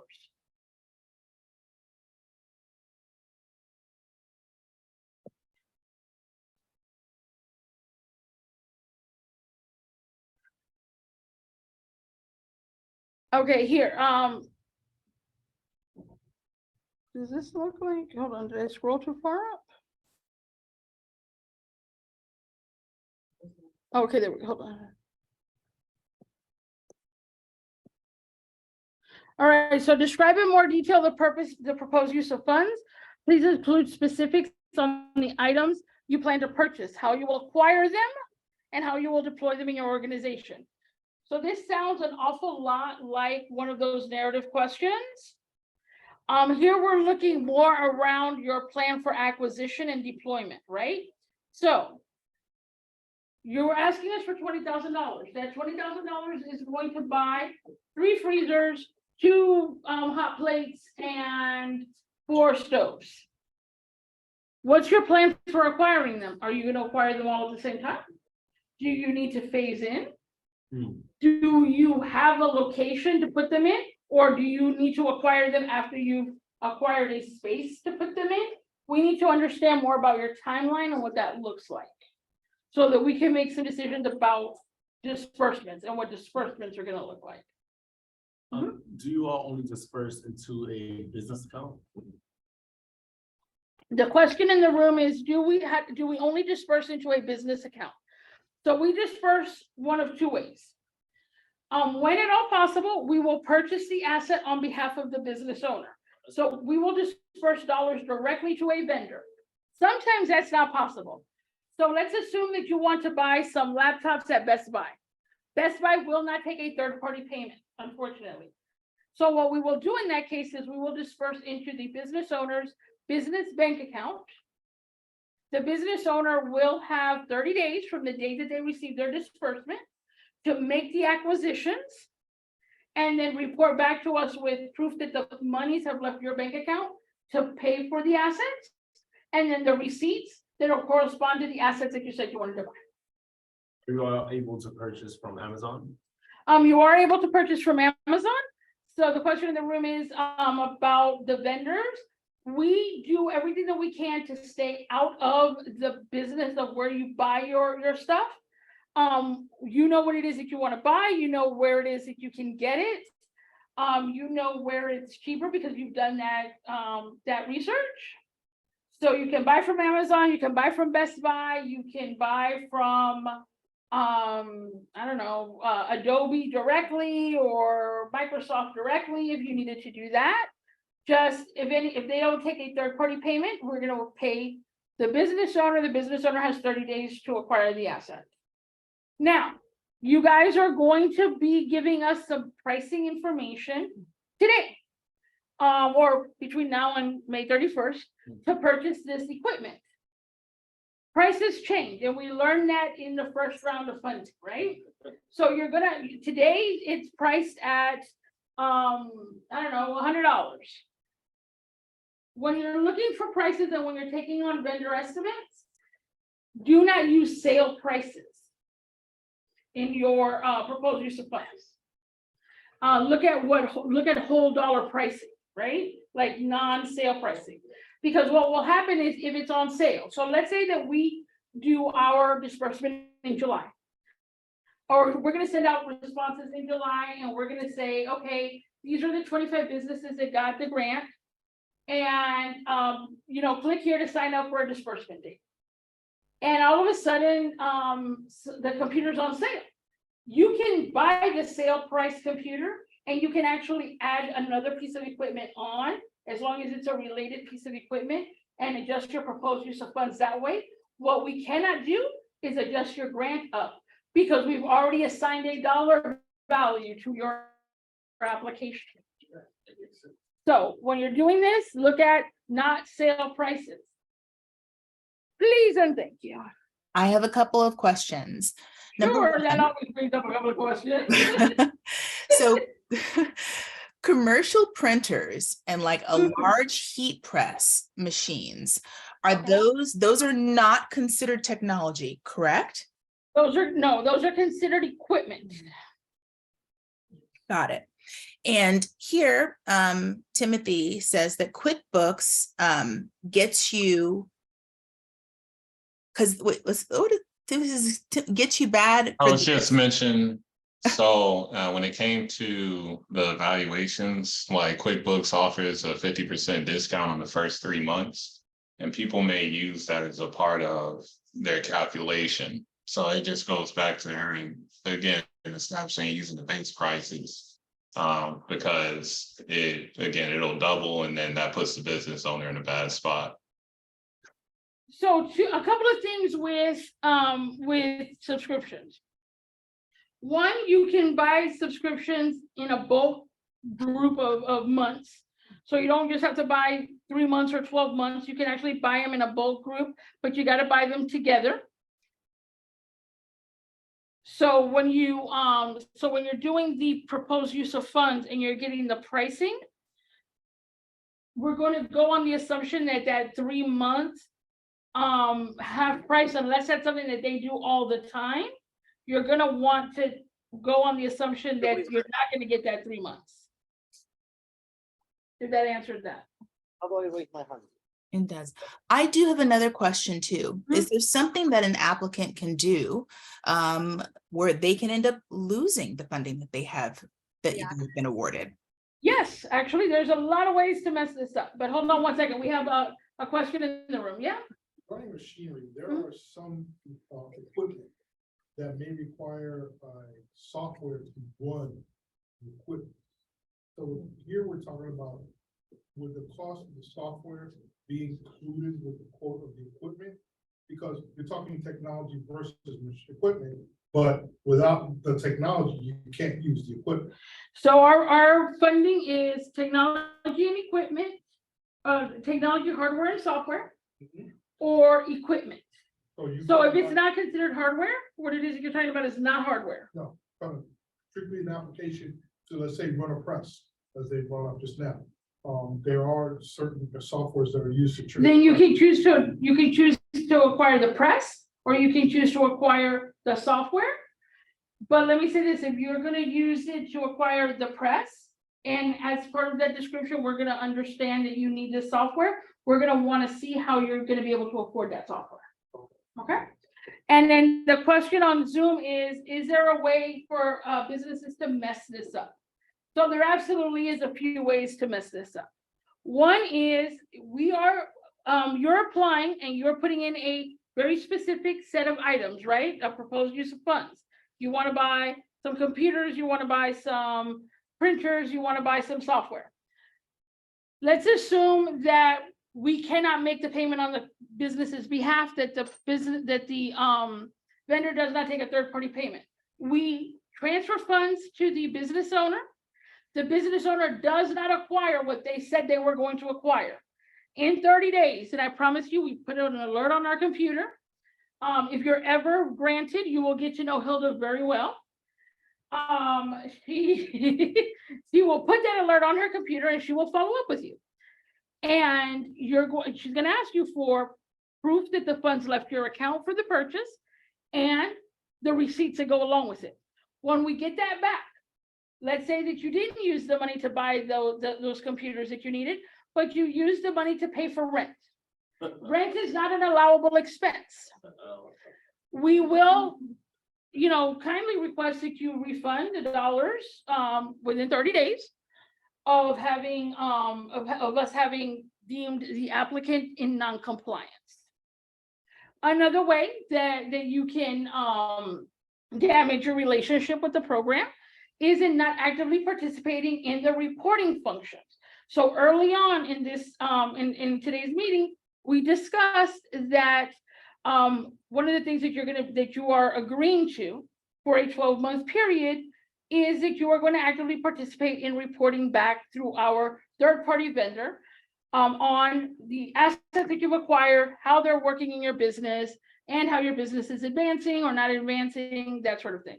If you do not actively participate, that makes you non-compliant with the program as well. What if the software is subscription-based? Then you can request a certain number of months of subscription. The trick with subscription-based software is we need you to not be paying a monthly basis. We need to be able to pay the lump sum. So 12 months, 24 months, whatever bundle you can put together, we just need to see it paid one time. Within 30 days of getting that disbursement. And, oh, perfect. I was gonna segue to you. Please go ahead and ask your question. Thank you. So is marketing considered, I mean, you say like you need to see almost like a lump sum, correct? So if that is the case, is marketing considered software? No, marketing is not considered software. Even if it's ads. So are you looking at buying, are you looking at a subscription to a? No subscription. Let's say I want to throw a campaign, and that money is gonna lead, 100% to Facebook or to Instagram or to Google.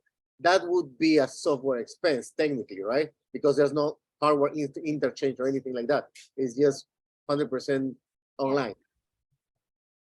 Yeah, that's a marketing and a social media expense. So technology and software. So the software part of technology, we're looking at subscriptions, right? So are you like QuickBooks subscription or a Adobe Acrobat subscription? I can bundle them together, right? To say like these are the subscriptions that right now my company has, and they add up to this much, and that's what you mean by getting all together so it's easy for you guys to see where the money left, right?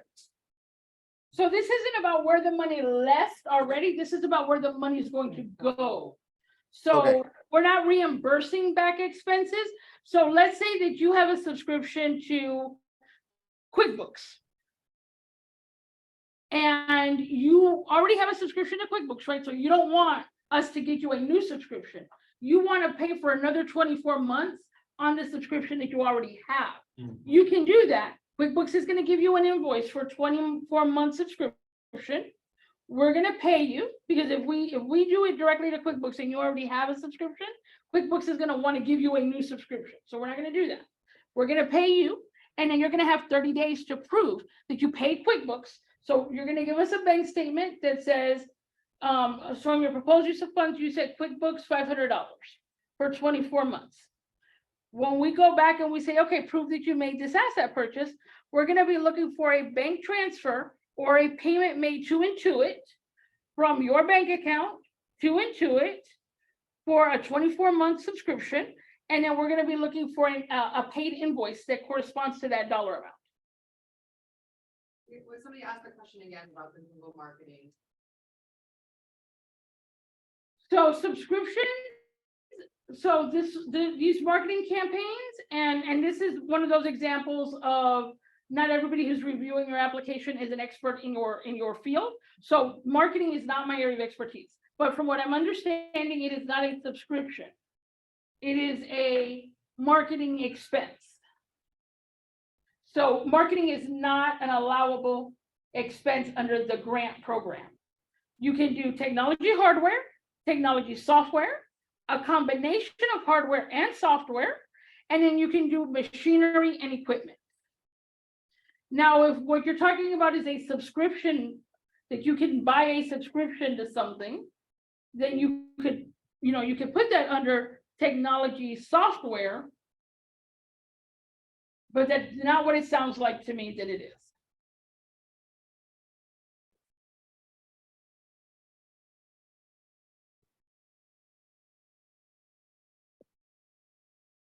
Any other questions in the chat before we move on? It looks like all of the questions have been answered. All right, we've got one in the room. Yes, sir.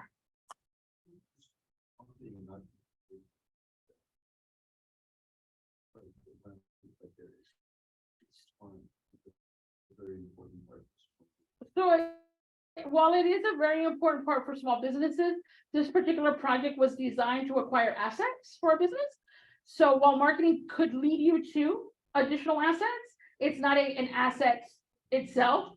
And Brittany stood up, so I guess you want to give an additional response. Unpack that a little bit more. There are some things that you can spend on technology. I should stand near the mic. There are some things that you can spend on technology as long as it like culminates in you getting an asset. Let's spend it to say that you're going to spend some money on getting a website developed for you. It will culminate in a website asset product that has your name on it, that has all of your products and services. If you're using this money to just pay for ongoing marketing expenses that you incur, those are more of like for instance, a marketing coordinator, that's more like overhead than an asset.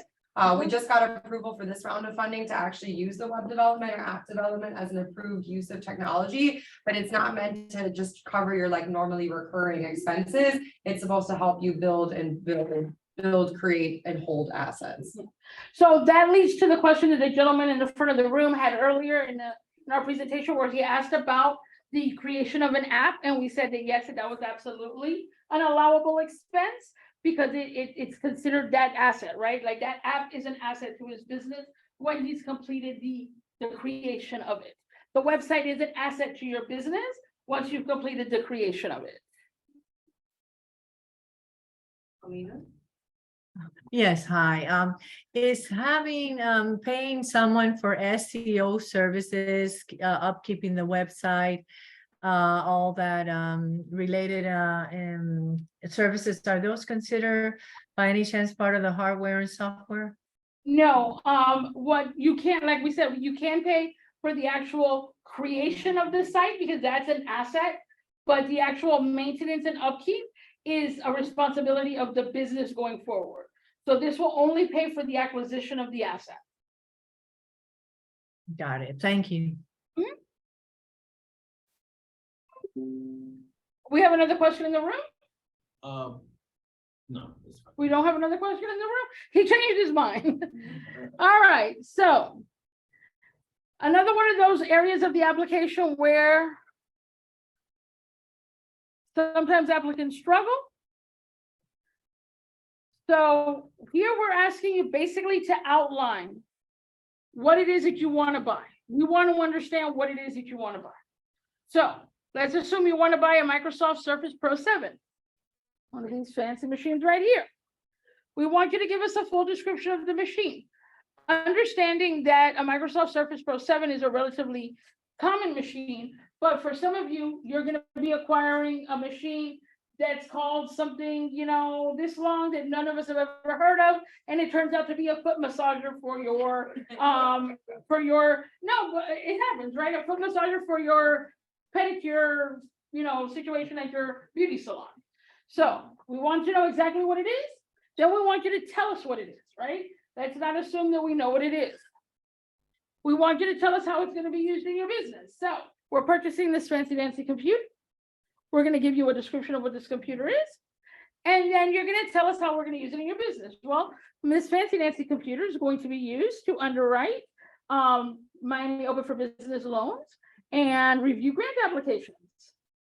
So that's how we're going to use it in our business. We want to know the vendor that you are getting it from. Now, keep in mind, we do not have little asterisks here next to all of these items because we know that in some situations, so all of these boxes are not required fields because we know in some situations you're not going to be able to give us everything, right? So the gentleman, one of you, somebody asked about Amazon. So you're going to tell us the vendor's Amazon, but you don't have a vendor contact at Amazon. There's no human being I can call and say, hey, I have to buy, well, don't tell me there is, because I don't want to do it. So you're going to tell us the vendor. But if it's one of those, like, let's go with Amazon or eBay or something like that, where you're buying the asset, but it's not something that's verifiable, and you don't have a contact name, then you don't tell us what it is because it's not required. If you've got a vendor email, you're not going to put it in because it's not required. Unit price. So let's assume that you are buying 5 of these, and these are $500. So the unit price is $500. You're going to do 5 units, and you're going to put in $2,500 as your total cost. The deal is that at the end of this will add up to be the same amount that you put in your grant request. All right. If it is not, we're going to go with the smaller number. We have a question in the room. Okay. Let's say, will we, I guess we all deduct points or take a hard look at how pricey the item is? Like, let's say you want to purchase X camera, so you're like, hey, you can find a cheaper version for this amount. Yeah, so it's not my business to police your business or what it is you want to buy. So what do I know from cameras, right? Like, you say you need that camera, you know better than me. Now, let's say this. Let's assume you want to buy an asset that costs $30,000. But this grant program only allows for $20,000. The purpose of this grant program is for you to acquire the asset within that 30-day period. So if you want to buy a $30,000 camera, but this grant program only gives you $20,000, you have to show that you have the other $10,000 in order to make the acquisition. You can't just hold the $20,000 in the hopes to come up with the other $10,000. All right. And you will show that through bank statements? You're going to show it to us through bank statements, or if you have an award from a different organization, you're going to tell us that. If you've got a contract where you are going to be getting this payment in the near future for services, you can show us that. We just need to know that you're actually going to be able to acquire the asset within the 30-day period. And this happens more often than not with like larger pieces of equipment, like restaurants type refrigerators and freezers and things like that. So you can absolutely acquire something worth more than, or valued at more than 20,000, as long as you can show that you have the rest of the money. Yes, sir. All the assets have to be acquired at one time, or can it spread over, can it be acquired? So one of the reasons why we asked you for that timeline, your acquisition timeline earlier on, is to see that. So if there's a series of things, and let's say you want to buy a series of things, but you have to acquire some before you can get the next logical thing, then we can schedule disbursements accordingly, which is why we've asked for that timeline.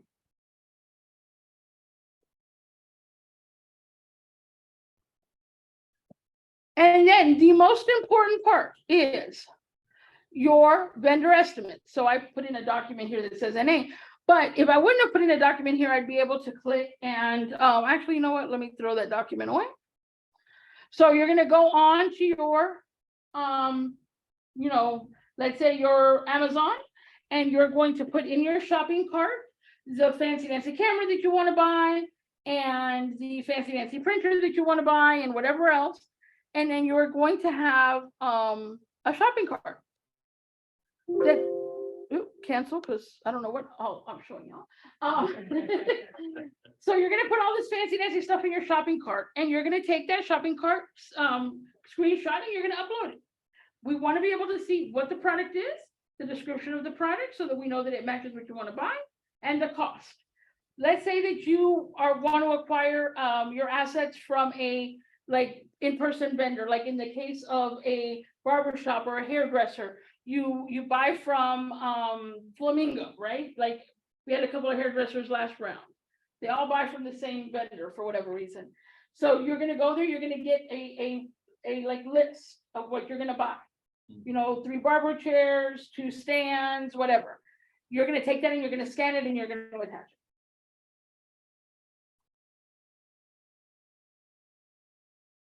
Is there a list of companies you all awarded in the past? There is. So one of the reasons why we asked for those very short descriptions is because that's what we use to show what we gave.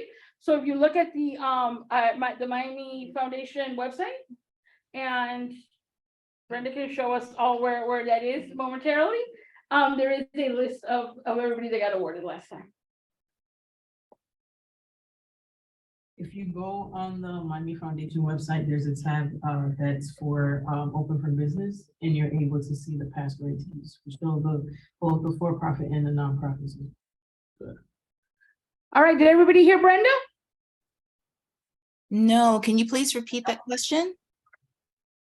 So if you go on the Miami Foundation's website, you'll be able to see a tab that's for open for business, and you'll be able to see all the past grantees from the first cycle. That's inclusive of both for-profits and nonprofits. So you can get a gist of at least who was selected in the first cycle. So we don't. Okay, wonderful. And when she's finished explaining, I do have another question from someone in the chat. Technical assistance. Yes. Yeah. Another question. There's another question in the chat. Yes. So it's more kind of like a question statement. So I may need to start my service prior to this grant approval. If I get a line of credit to pay it upon approval, can I or the program pay the line of credit? No. So we would be able to do that payment if it were financed as a predatory debt. So high interest under the loan program. But what you could do is if you needed to start the service before the award, and you bought, like, let's say 1 or 2 months of the service, but then you wanted to buy another 24 months of the service, we could extend your service time.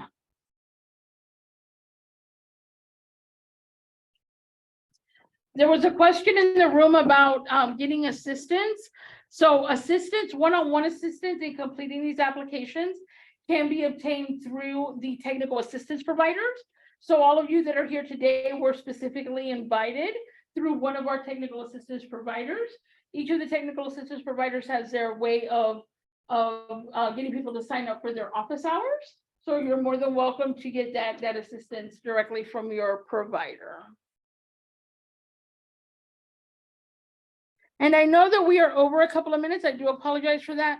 We got started a little bit late, and we got started a little bit late, and I had a snafu, but we're almost done. The attachments for this particular application, we have kept minimal.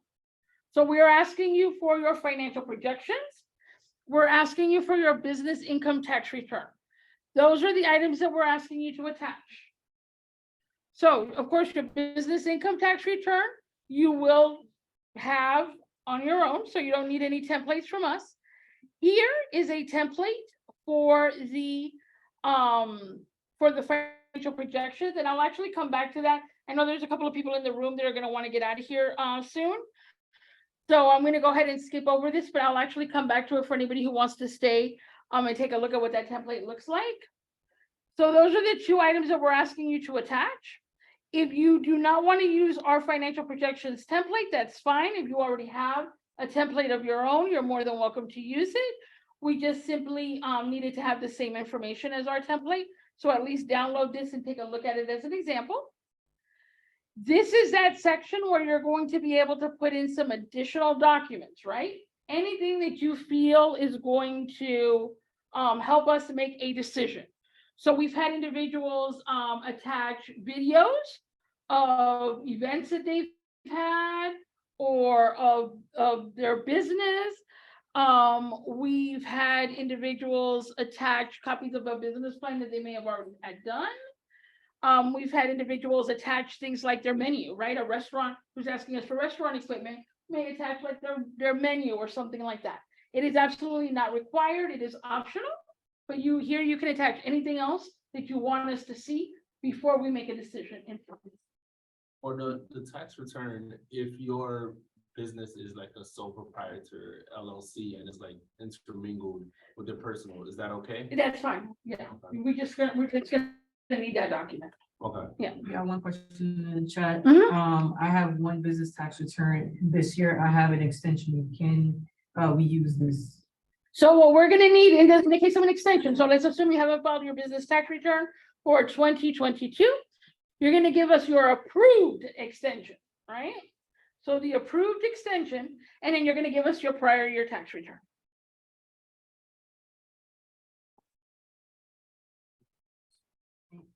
All right.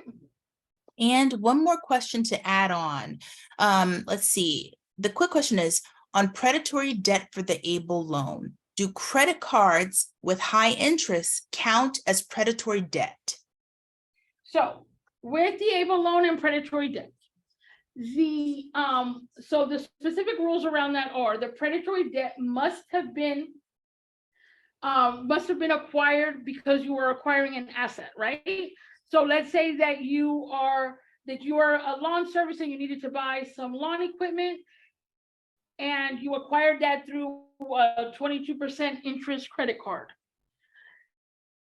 That lawn equipment must still be in the possession of the business. So verifiably, we need to be able to verify that you still have that lawn equipment, that the lawn equipment, the life of the lawn equipment will be at least, and Brenda's over here shaking her head, and I'm like, yeah.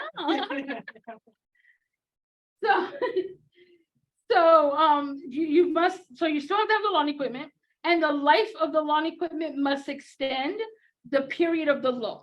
So let's assume that this was a $25,000 set of lawn equipment that you purchased, and you still have it, and you're asking for a 5-year loan to pay that off. The life of the life of the lawn equipment must extend that 5 years. Did I explain myself well there? Yes. Thank you so much. Okay.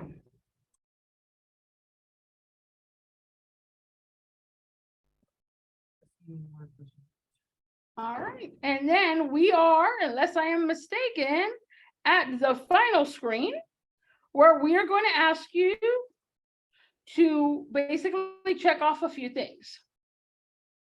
Information sharing. So we've talked multiple times throughout today's meeting about sharing information with our third-party evaluation partner.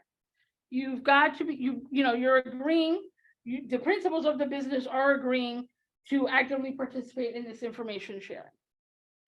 You're agreeing that you are going to be, and when I say you, I mean all of the principals of any particular business that is applying is agreeing that they're going to have the insurances needed for their business. And that it is their responsibility to have those insurances and keep them.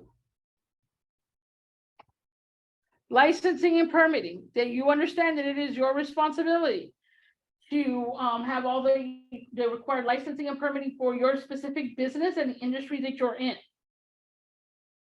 You're also telling us you're agreeing that all of the information that you have provided to us is accurate to the best of your knowledge at the time that you are submitting your application. And then, of course, you're acknowledging that just because you've applied for $20,000 doesn't mean that you're necessarily going to get $20,000. Okay? So a couple of things here with that. Let's assume that you are, because the purpose of this is for you to acquire assets. Let's assume that you apply for $20,000 and we only approve, I don't know, $5,000 of that. There'll be a specific corresponding asset to the amount of money that we approve. So let's say that you are gonna buy a $5,000 printer, a $5,000 computer, $5,000 camera. So you've applied for $15,000. For whatever reason, we don't approve $15,000. We approve $10,000. Those $10,000 will be assigned to 2 of the assets that are being approved. So it's not like your asset is gonna cost $5,000 and we're only gonna approve $1,000 because you'll never be able to acquire that asset. So the amount approved will be specific to assets that you listed in your application, if that makes sense. Yes, it does. All right, any questions in the chat? I don't have any more questions. And I do know that we have, gone over quite a bit of time. Yeah. So if your team needs to wrap this up and then we're able to help the applicants with our one-on-one appointments, that's wonderful. If not, you please just keep going. So we're done. So the application is done, but when you click on accept all of those conditions, you then submit the application. I did not hit the final submit button because I use this dummy application for these sessions over and over again. But that last agreement to those conditions is the end of the application. The only other screen I'll bring up is this 12-month cash flow projection. So this is the cash flow projection template that we have, and somebody wrote in it, but that's okay.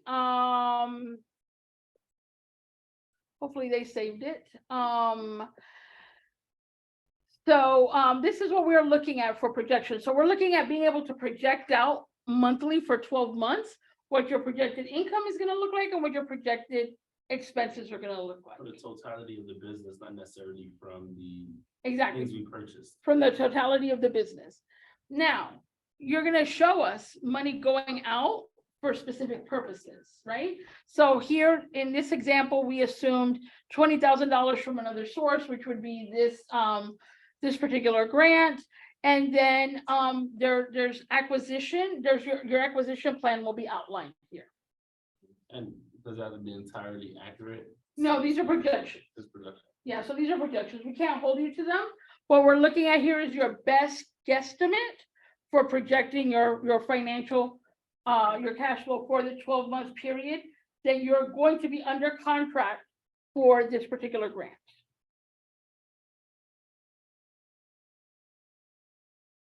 All right, and that's it for me, unless we've got questions.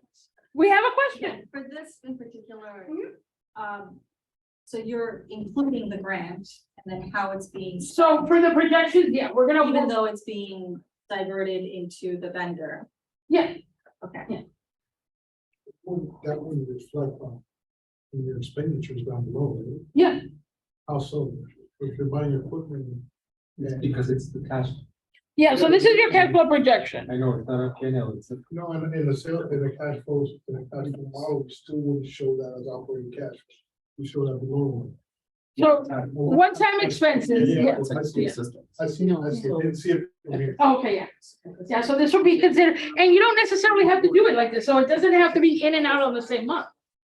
Like, that's why we've asked for that acquisition plan. No. So basically what we're looking at is projections, 12 months out, assuming that you get it. What life is gonna look like for you. And then, of course, we're looking at if you have some increases in sales because you now have some additional machinery. We, of course, want you to project that out.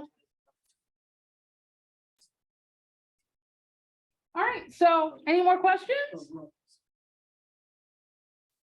Yes, how can we access that financial projection sheet? Okay, so in the application.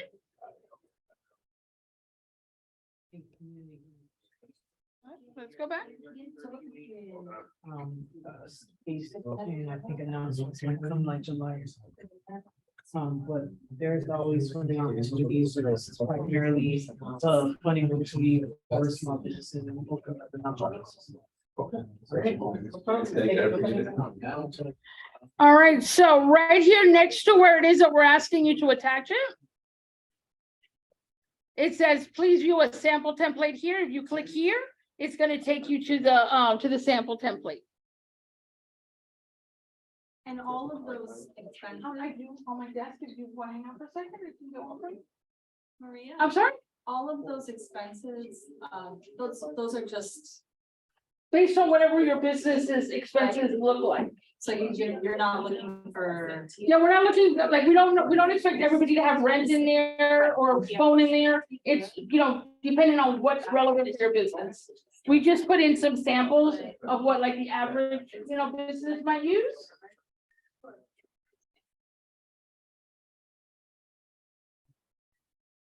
All right, if we don't have any more questions in the chat, I'm happy to give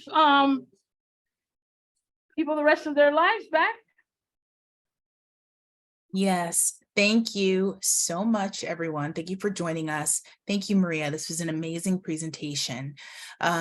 So again, please everyone check your chat. I put the link to get additional assistance if you have any more questions after this webinar is complete.